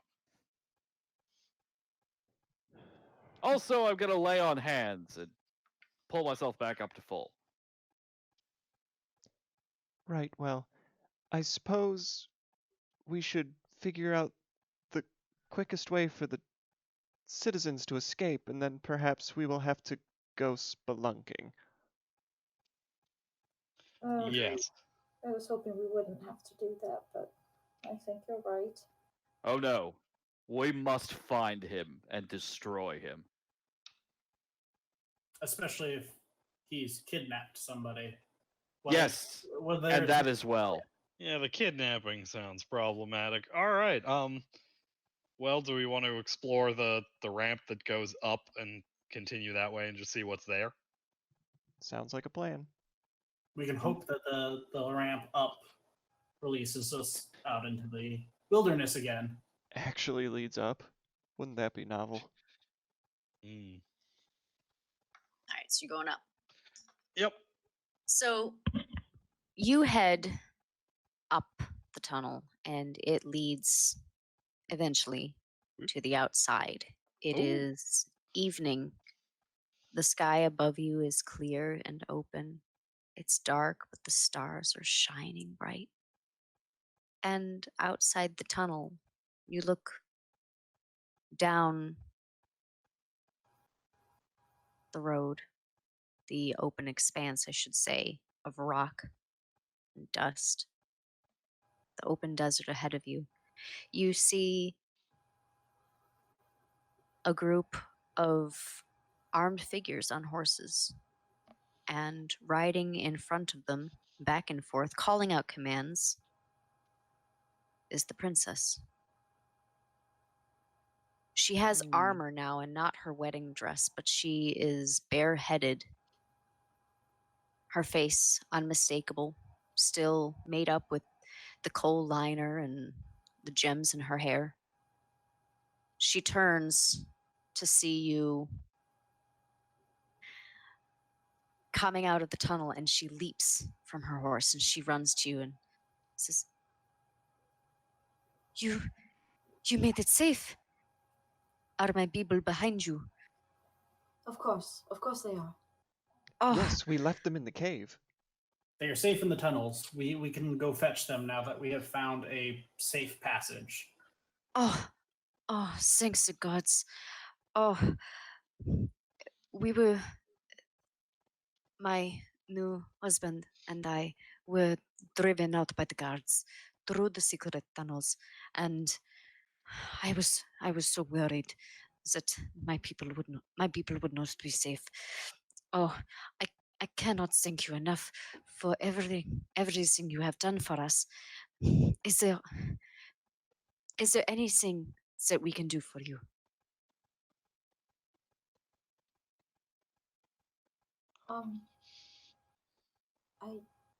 I don't think so. We There was trouble and we helped. It was what we had to do. Perhaps you could point us towards Qdova. Or perhaps information as to why these invaders were attacking. that I do not know. Uh, she calls to some of the guards and says something in Ishard, and you see a few people running into the tunnels. And she turns to you and says, um, "They will bring the citizens. Oh. I do not know. I hold up my I hand real quick. I'm sorry, excuse me. If you're if you may, when you find your people, I would like to speak with Selah. She cocks her head. Who is Selah? She worked at the library.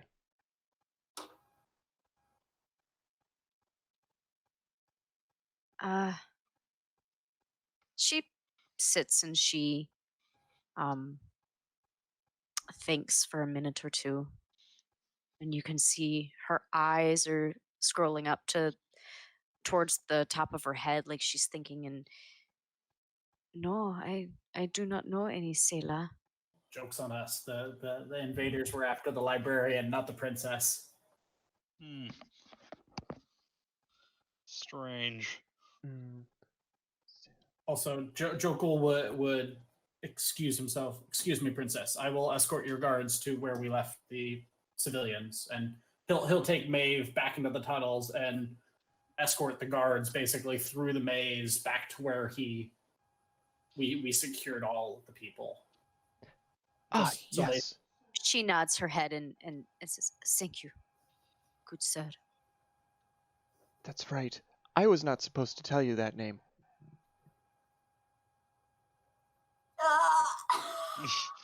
She's now quirking an eyebrow at you. Classic. You would probably know her as Abla. She shakes her head slightly. One of the librarians. Yes. Yes, if you would like to talk to her, you may.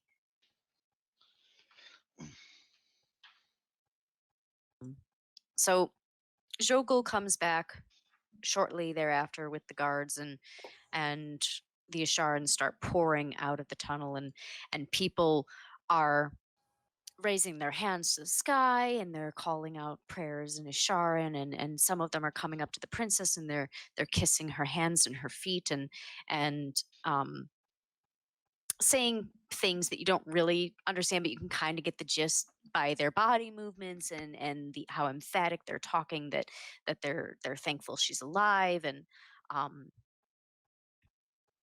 she is talking to them and pointing out among the crowd, and um, it takes a few minutes, but then she turns to you and says, "They are telling me that Abla is not with them. Son of a bitch. You are more than welcome to look, but Oh. Well, that's unfortunate. Madrick. Why would he kidnap? Oh. Oh. I have much to think about. Thank you. Riala gives a very puzzled look and kind of makes a note to go talk to 8 after. But before she does that, she'll turn to the princess and she'll say, I do have a question, if you don't mind me asking. yes, of course." I noticed when we were down there, we got in a scuffle with some of the intruders. The Asharans do not approve of magic? She turns to some of the citizens and she waves them away. And she leans into you and says, "Well, um, long ago, when the War of the Seven Hells came about, I'm sure you learned about it in school. Um, there were people called spell spellweavers, and they brought in demons and the fae to assist, and um, they were told to send them away when the war was over. Some did not.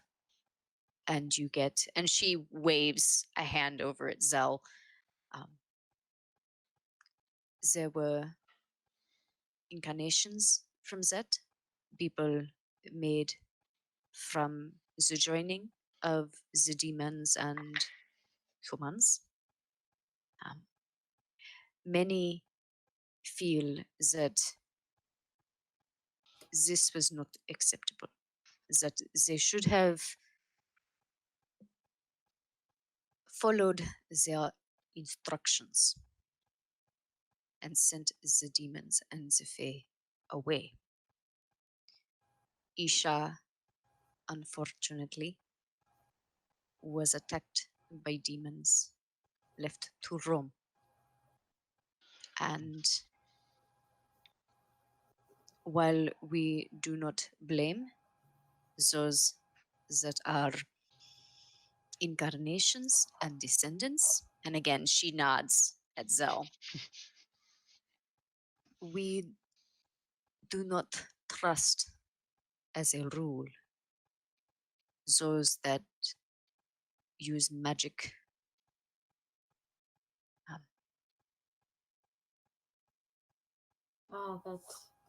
That makes much more sense.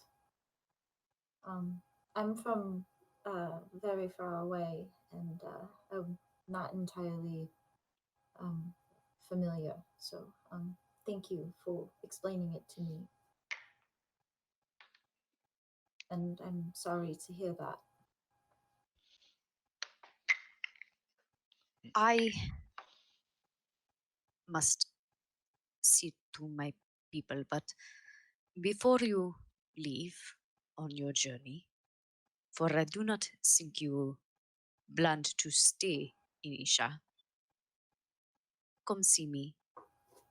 I will have gifts for all of you as gratitude for your assistance in saving my city. It took us longer to muster arms than we thought it would. We were more than happy to help, and thank you for your hospitality and for letting us stay with you as long as we did. And we were very happy to help. She bows her head slightly and goes to turn, and before she does, she looks over her shoulder and says, "If any of you do magic, I will give you a burden, and the citizens will be asked to trust you. Thank you again." And she goes Riala, off and heads away.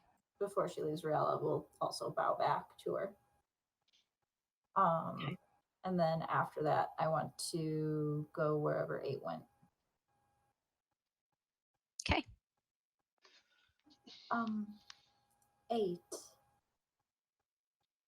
You find 8 just kind of sitting on a rock somewhere off to the side.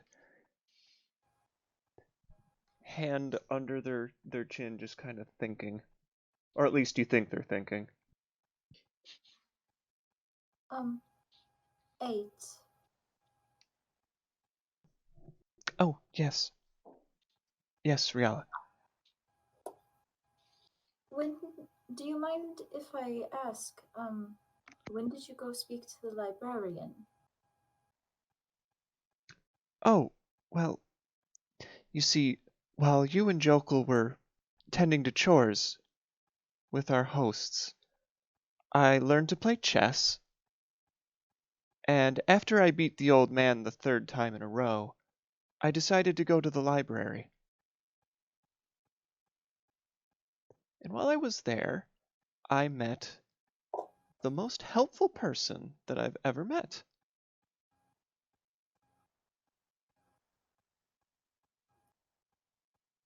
They brought me interesting texts, and I figured that reading up on past history and legend might have given us some insight as to the disappearance of the children. And I was right. Would you like to learn something interesting? Yes, very much so. What did you learn? Did you know that the gods can be cruel and vicious? Riala's face gets kind of somber and sad looking. Yes. 8's eyes are wholly lit up as they ask this question of you.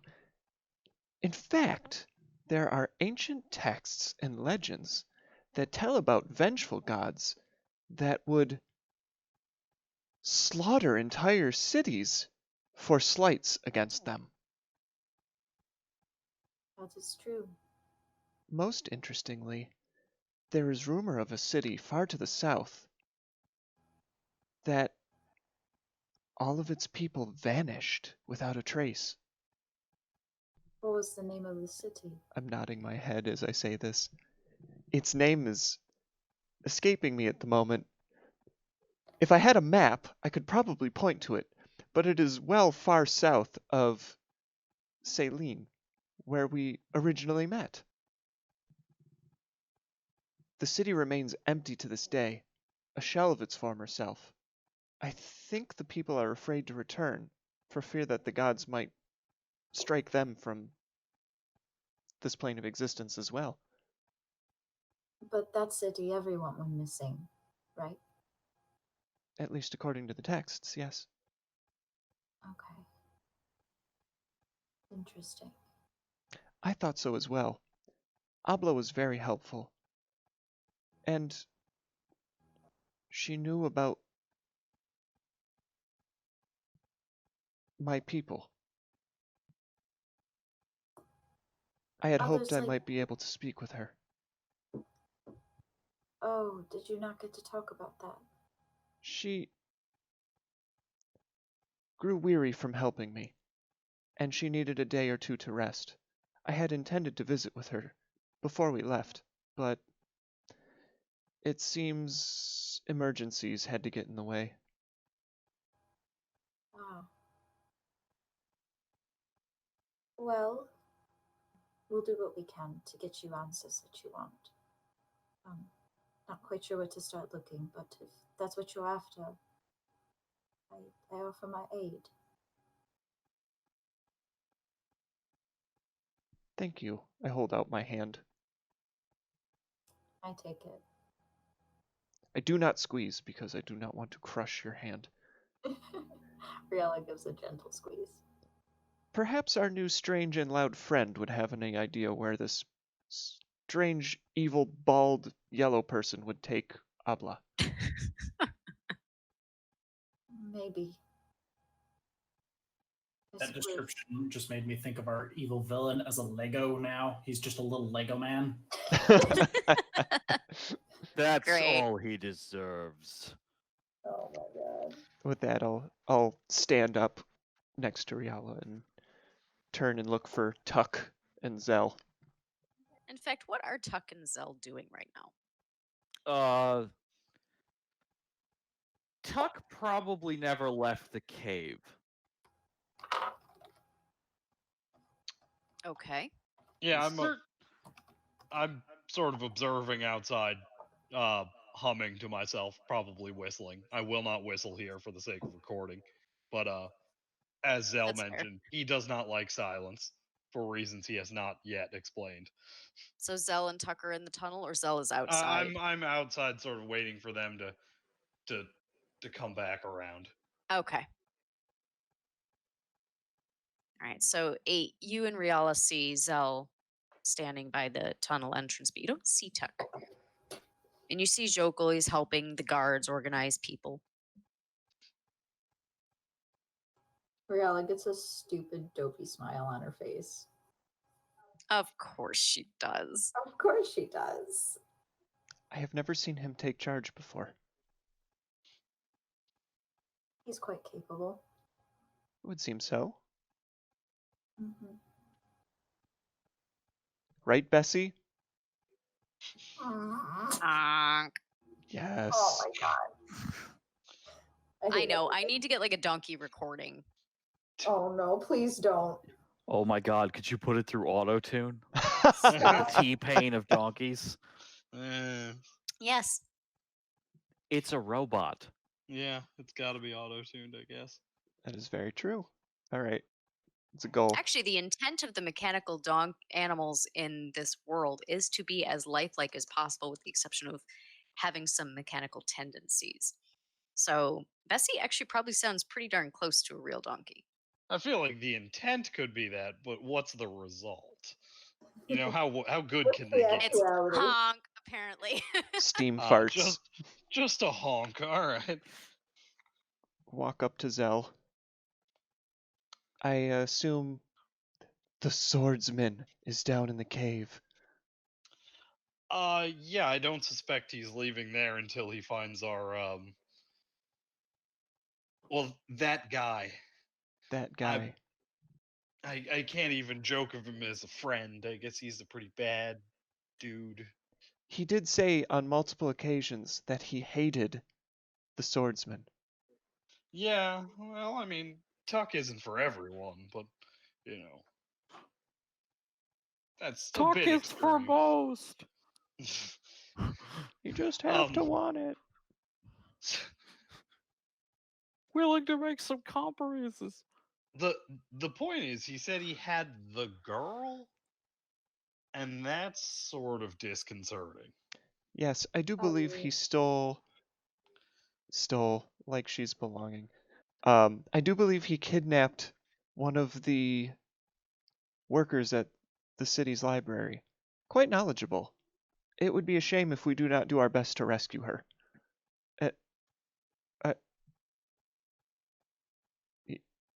I notice you're fiddling with something. Yes. Yes, sorry, I do that. Is that what is that? What I would actually be fiddling with is a broken pocket watch. And you may have noticed some of the times when I'm casting spells, you hear ticking. Just something you may have noticed in our short time together.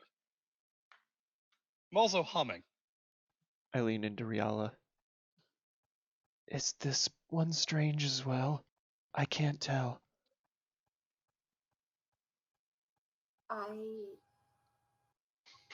I don't know. I lean back Is- in. Are we strange? Certainly. That I can answer. I With full see. confidence. We are very strange. We That's must all right. attract them. Well, That's sound logic, I think. Give Aid a very gentle pat.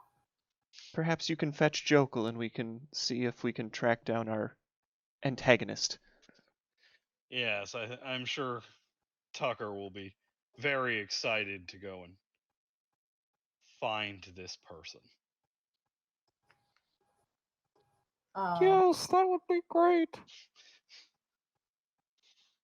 I will walk over to Jokul and I'll tug. Is Jokul still on the horse, or is he walking around now? No. He May is probably hiding in the shade somewhere. Like, it's hot out here. I'm a black horse shade.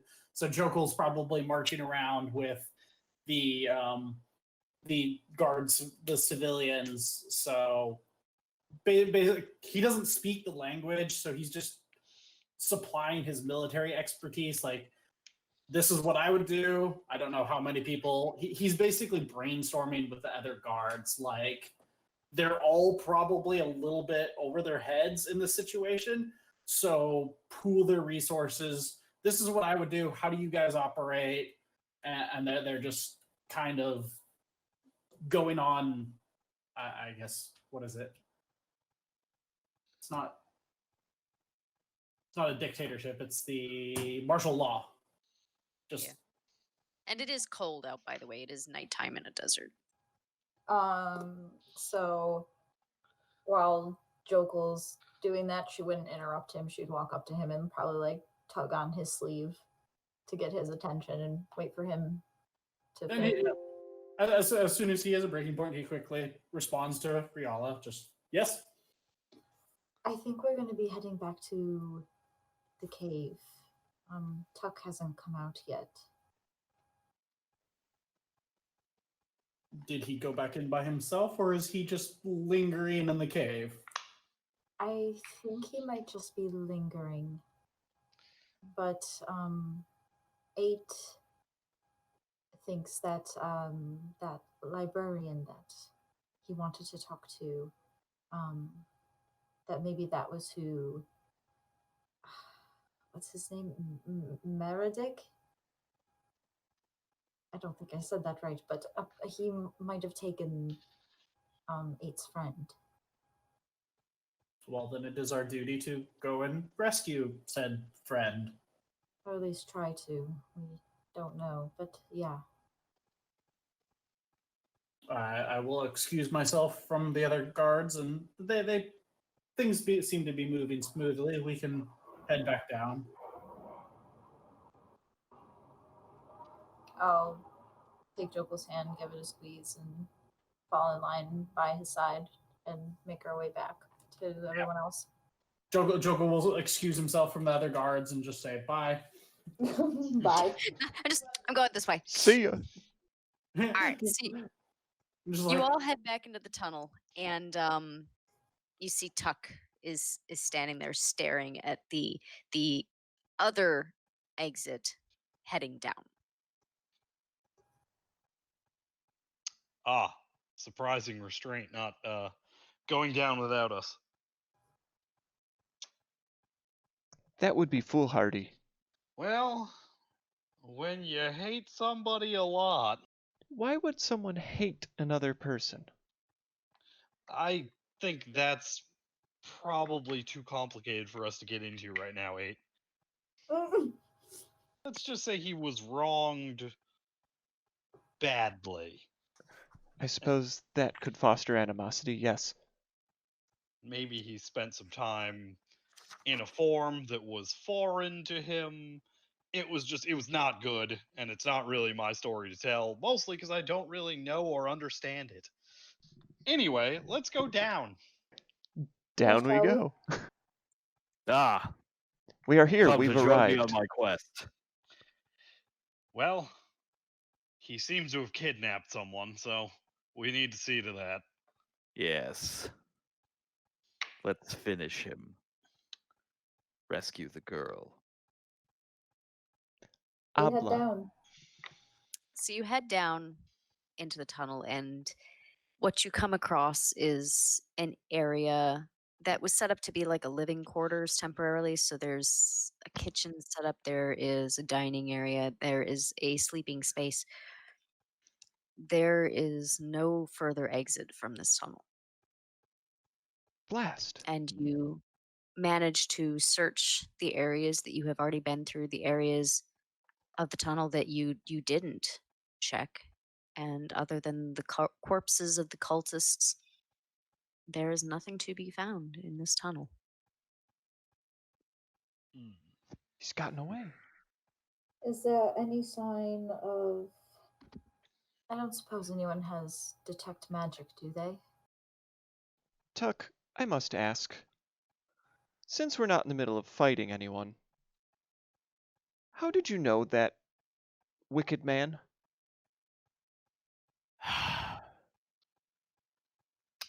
Madrick was the advisor to the evil emperor that we strove to overthrow so long ago. It seems as though it worked, although I wasn't around for the last of it. What's the name of the emperor again? So, and I'll give this to you without a roll. So the Emperor Dinai had several advisors. One of which was Moldruk, the mage, and Moldruk was the one that took away your shield in that final battle. Right. And cast you all into your unfortunate circumstances. as far as anyone knows, the Emperor and Moldruk were killed during the battle, but now you have learned that at least Moldruk has survived. Moldruk has survived. What a son of a bitch. Question. How long ago was this? Time in my present form is a little hard to interpret. What do you call the war? The big one? The War of Seven something? The Seven War of the Hells. Seven Hells. Yeah, that one. That was it. How long ago was that? Didn't. There are ancient texts in the libraries that talk about that war. So quite a great deal of time then. Most of those Oh. tales are regarded as legend and myth now, if I'm not mistaken. Wait, you fought in those wars? Yes. I was one of the Seven Swords. Sworn to guard the Spellweavers. And Moldruk destroyed us in the end. However, it seems to have played out all right. So, I am confused. How are you standing here? If he destroyed you, boy, that is very difficult to explain. What's the best way to demonstrate this? I mean, you want to hand me the sword? No, I don't. But here, take it. I take Tuck's sword and I back up about 20 feet. What are you doing? And I plant it in the ground. So, basically, Tuck is your stereotypical righteous paladin. You know, he's stiff-spined, constantly looking around, head tilted slightly upward, you know, wind blowing his hair. That's him normally. After a while, when he gets a certain way away from the sword, he just kind of slumps. It looks like he feels the weight of his armor because splint mail is very heavy. You know, the shield, he's not holding it up as high anymore. And he looks around confused. Do you know where you are, Tucker? Oh, I have no idea. How did we get here? Why does this keep happening to us, Sel? We go to some strange places, Tucker. This doesn't feel safe. It is safe now. It wasn't a while ago. It wasn't safe, and you No. let me come here? Well, remember, with your sword, you are very capable. I don't believe that. It makes you strong, Tucker. I feel that I would remember that. You get a bit strange with the sword. You get very excited to adventure. That doesn't sound like me at all. Does anyone else have any questions? Where's me mum? I assume she's on the farm. 8's eyes have just gradually been narrowing I haven't seen me mum in forever. as this conversation Also, continues. That man's a bloody robot. Hey, What's a robot? you I am- are a construct. I am 8, and I am a person. And you are confused. Is this man well? Do you need a medic? No, mostly he just needs this sword. A cleric? Perhaps an exorcism? Did you let me go? You're muted. Did you let me go alone without the sword? No. I told you not to let No. me do that. No. What if something would have tried to... Tucker, all we're doing now is we're just demonstrating what happens when the sword is over here. I have control of the sword, it's all very safe. So, if you give him back the sword, what then? Oh, then I'll have the sword. I pull the sword out of the ground and walk it back over to him and plant it in front of him. Ha! Excellent. I wondered where this went. Now you all know just about as much as I do, except for some things about that other Tucker.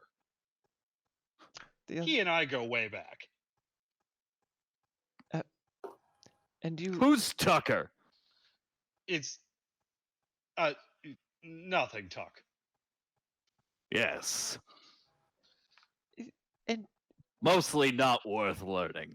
you're friends with Tucker, but you let okay, what interesting. I didn't really have much of a choice in the matter. See, things got real bad back where I'm from, and there's an important man that wants me well, that may or may not know who I am, and if he does know who I am, wants me dead. That would be The problematic. Duke. Yes, Seems the that Duke. a lot of people want a lot of people dead. But this one specifically really wants me dead. Because I have a thing of his that maybe has something to do with why I can do magic. Did you steal that watch? Uh About to ask. if- I won that watch fair and square. Well, I was given the watch on purpose because it's cursed. But I'm kind of into it now. Except for the ticking. I don't know how you guys don't hear the ticking. I lean back into Riala. These two are very strange. I lean all the way over to them. I don't hear the ticking either. Just to demonstrate, I open the watch, hold it up to them, and cast Firebolt down a tunnel to show that the watch does move when I cast magic. All right. Just you heard that ticking and saw the hands move. That happens to me all the time in here. So you're a living clock. I mean, I can't tell you the time, so I'm not very good at it. That's basically all a clock is good for. Well, Is Zell holding the watch in his hand? yes. Looking at the watch, I'm not going to touch it, but like looking at it, do I see any weird like inscriptions on it? I love that you have to clarify. I'm not going to touch it. I Yeah, don't blame no. you. I wouldn't touch it. Jokel's the idiot that just go, I'm gonna touch it. Zell, why don't you go ahead and describe the watch that Riel is looking at?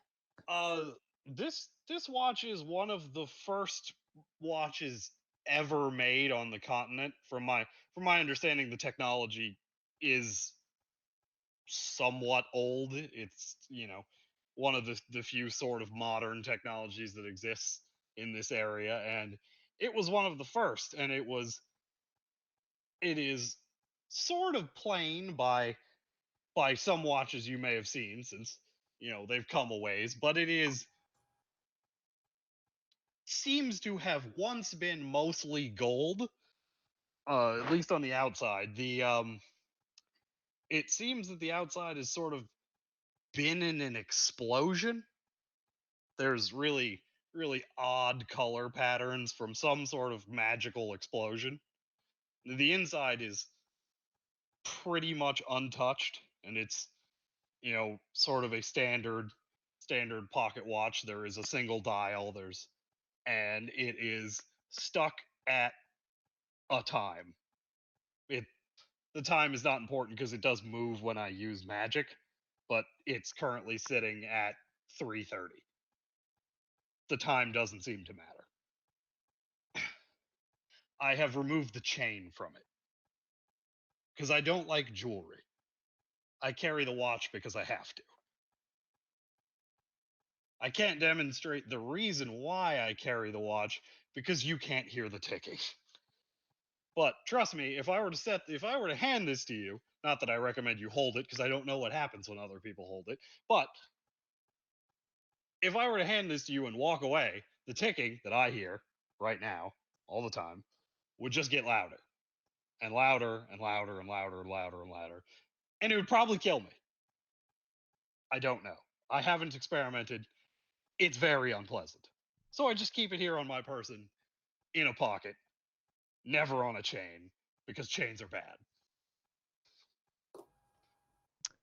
You two have been through a lot, haven't you? Yes, I spent 2 years in a couch once. he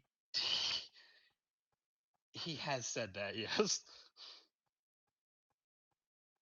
You'll notice that the gem that is in the sword is not an attractive gem, not something you'd covet. I will say that I really wish that we still had video, because if the audience could see Cole's reaction to that. My face slowly falling, just like, what? um, that is a lot to take in. That's a lot. And now he's escaped. Yeah. Do you have any idea where he might go? A villainous lair? A favorite shop? A family member's house they might From go to? 400 years ago. Well, I don't know. Don't some people live a long time? I mean, Yes. this man apparently has. Clearly, this man. Obviously, the baldness must be the source of his power. He did appear to be human, right? He appeared human, yes. Right, but he's one of them mage types, so who knows? He did have a pate made for evil. That exactly. So there are no more. What about the living quarters? Can we sort of investigate it closer for clues? You can if you'd like. Might as well.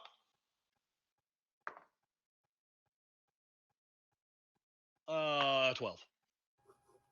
All right. You see that much of the furniture is old and rotted. The wooden chairs are falling apart. Everything's covered in layers of dust. There do seem to be tracks in the dust.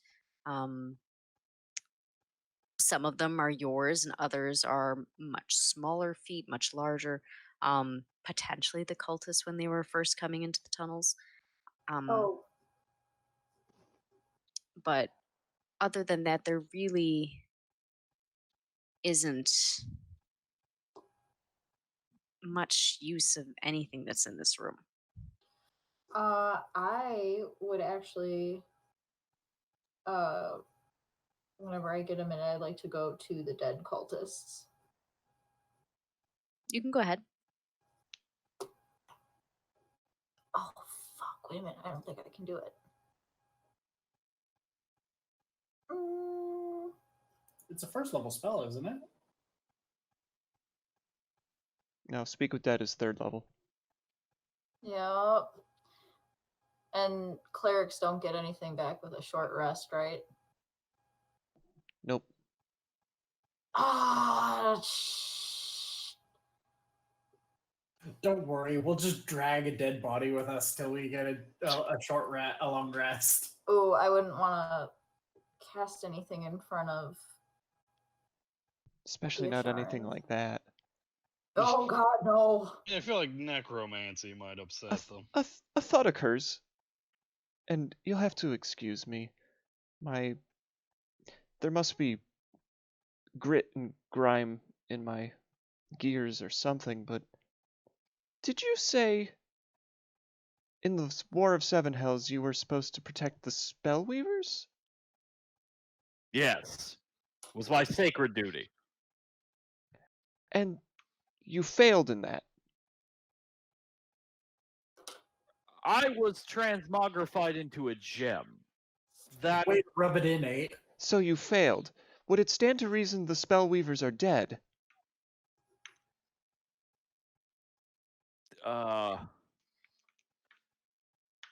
Honestly, you're asking the wrong guy.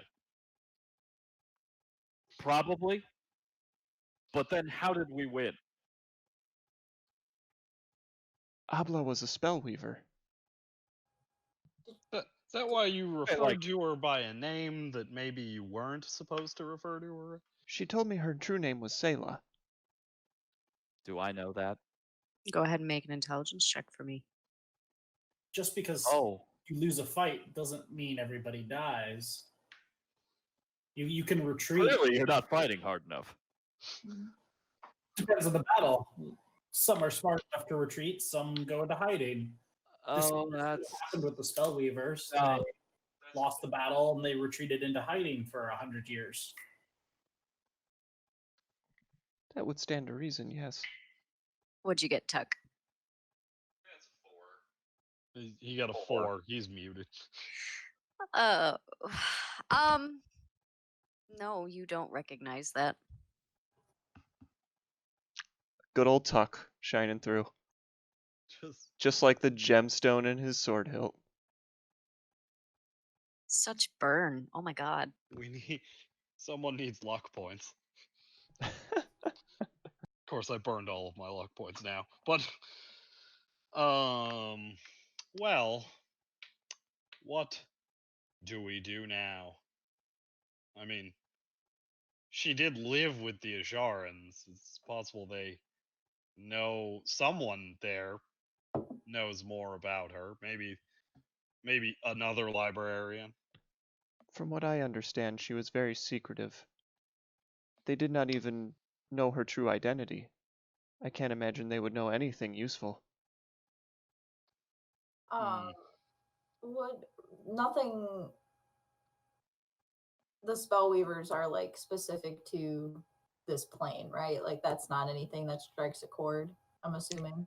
Yeah, if you want, actually, 8, Jokul and Riala should be able to make an intelligence check to see if they recall something about that term. Would it be intelligence or history for me? It'd be intelligence because it's something that's in your memory. Oh my god, I rolled the same thing. Ooh, I rolled a 7. Intelligence. Oh wait. Oh yeah, wait. Intelligence or history? Intelligence. Joker yes. team. Not I got so easy, huh? Got a 9. All right, Jokul, you remember that when you were traveling to Isha with the twins, Arlen and Ezra, that they mentioned that spellweavers, for the most part, is a term for moldier elves that specialize in a very particular type of magic. Yeah. And the Moldier elves were the ones that we would find at Qdolva. No, Kidolva are the Silaran. Oh. Well, I suppose we The- have multiple The places brothers to go. were part of that. Yeah, the twins were moldier elves. Yeah. Oh shoot. The Joker will just nudge Rial and be like, weren't those elf brothers that type of... he does the hand signs of like magic because he's not magic, he's just like magic. You can see like Jokul like waving his fingers like spirit fingers. Yeah, just mumbo jumbo. It's an excellent impression, yes. I mean, that's how I figured out how to do magic. Oh wait. Hang on, I want to see something. Well, while Jokel's doing the spirit fingers, I do it back at him, but I use thaumaturgy to make my eyes all like spooky and weird, like back at him. Spooky. Joker just kind of smirks. No, but I do vaguely remember that.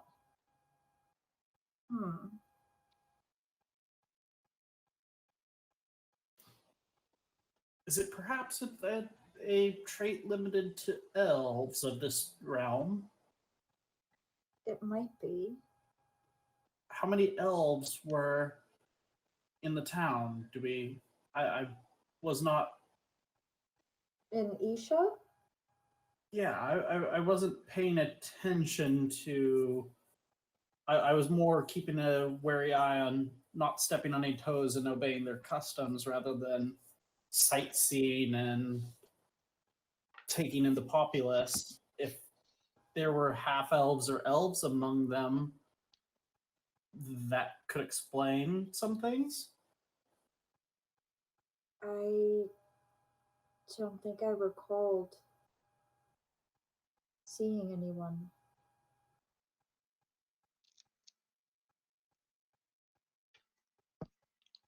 I will say that y'all are the strangest group of visitors that this city's had in a while. We get a plaque for it, just strangest visitors. Unfortunately, they don't got a lot of places to put plaques up there anymore. We'll just put it on your shield or on the back of your armor, just like those old general markings down the side of the chest.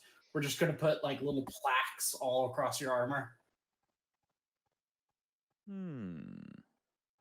Endorsement deals. Yes. Exactly, Tuck. So it doesn't seem like this cave is useful to us anymore. No. I suppose we should go back out for some fresh air.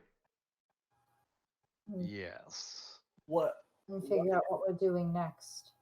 What if they wanted to scare the populace out of the town so they could loot the buildings that were now abandoned? Oh yeah, I guess can we go back and verify that it actually is collapsed?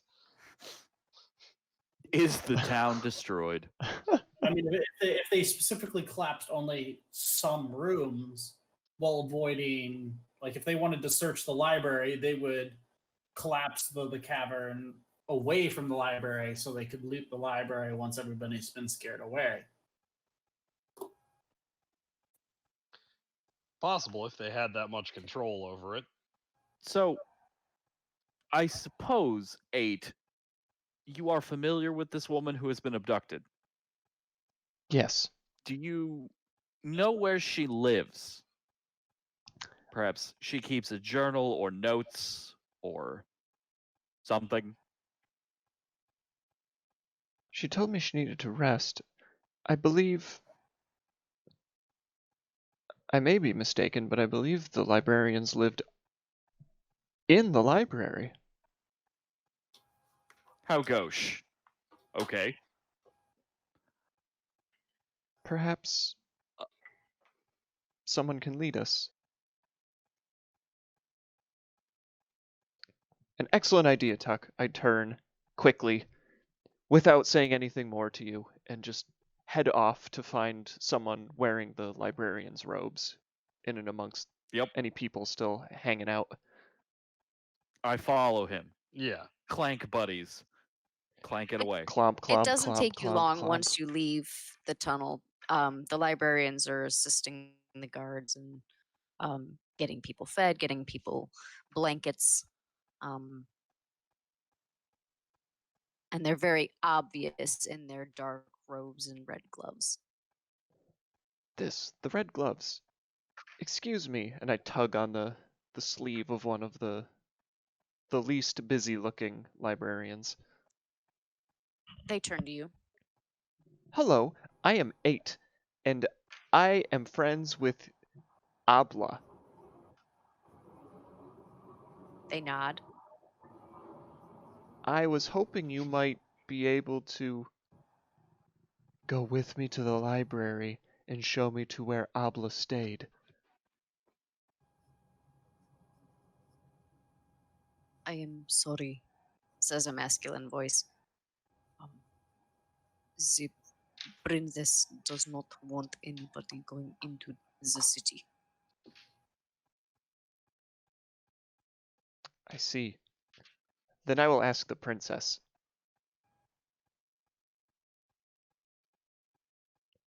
Good day. And I do like a fake hat tip and walk away. Did the rest of us hear that answer, or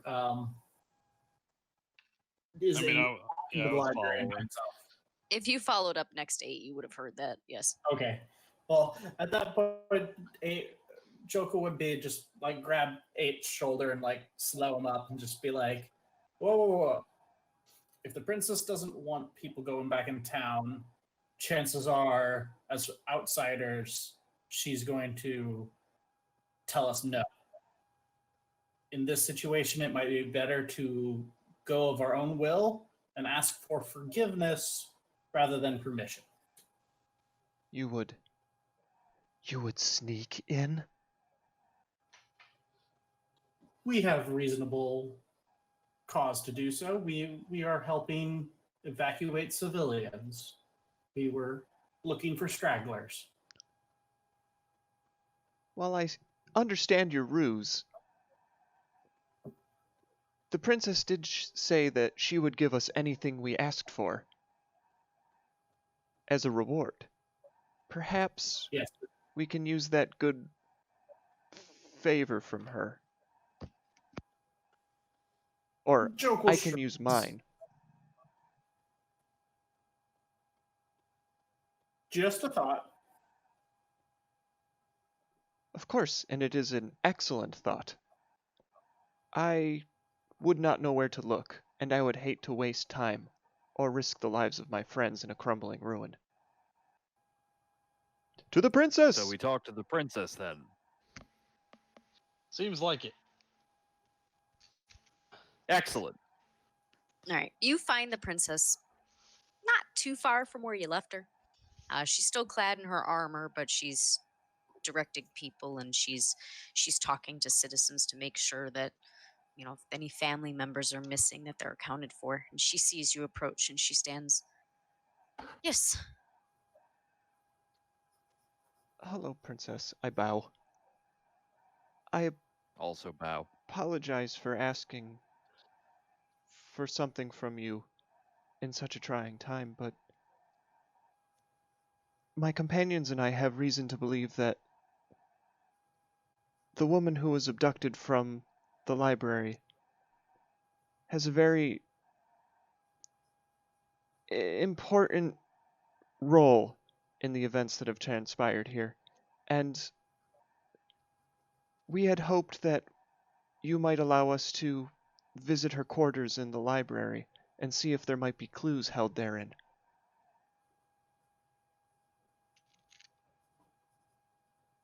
I cannot allow you to go in.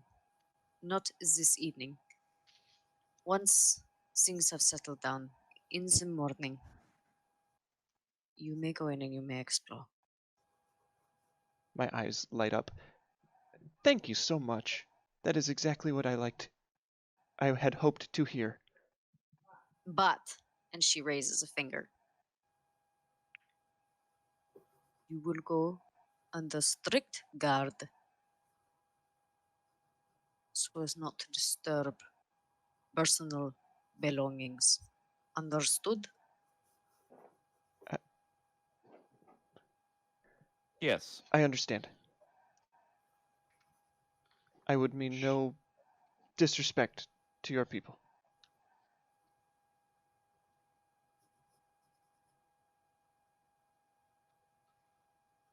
And I think that is where we will end the session. Okay then. All right.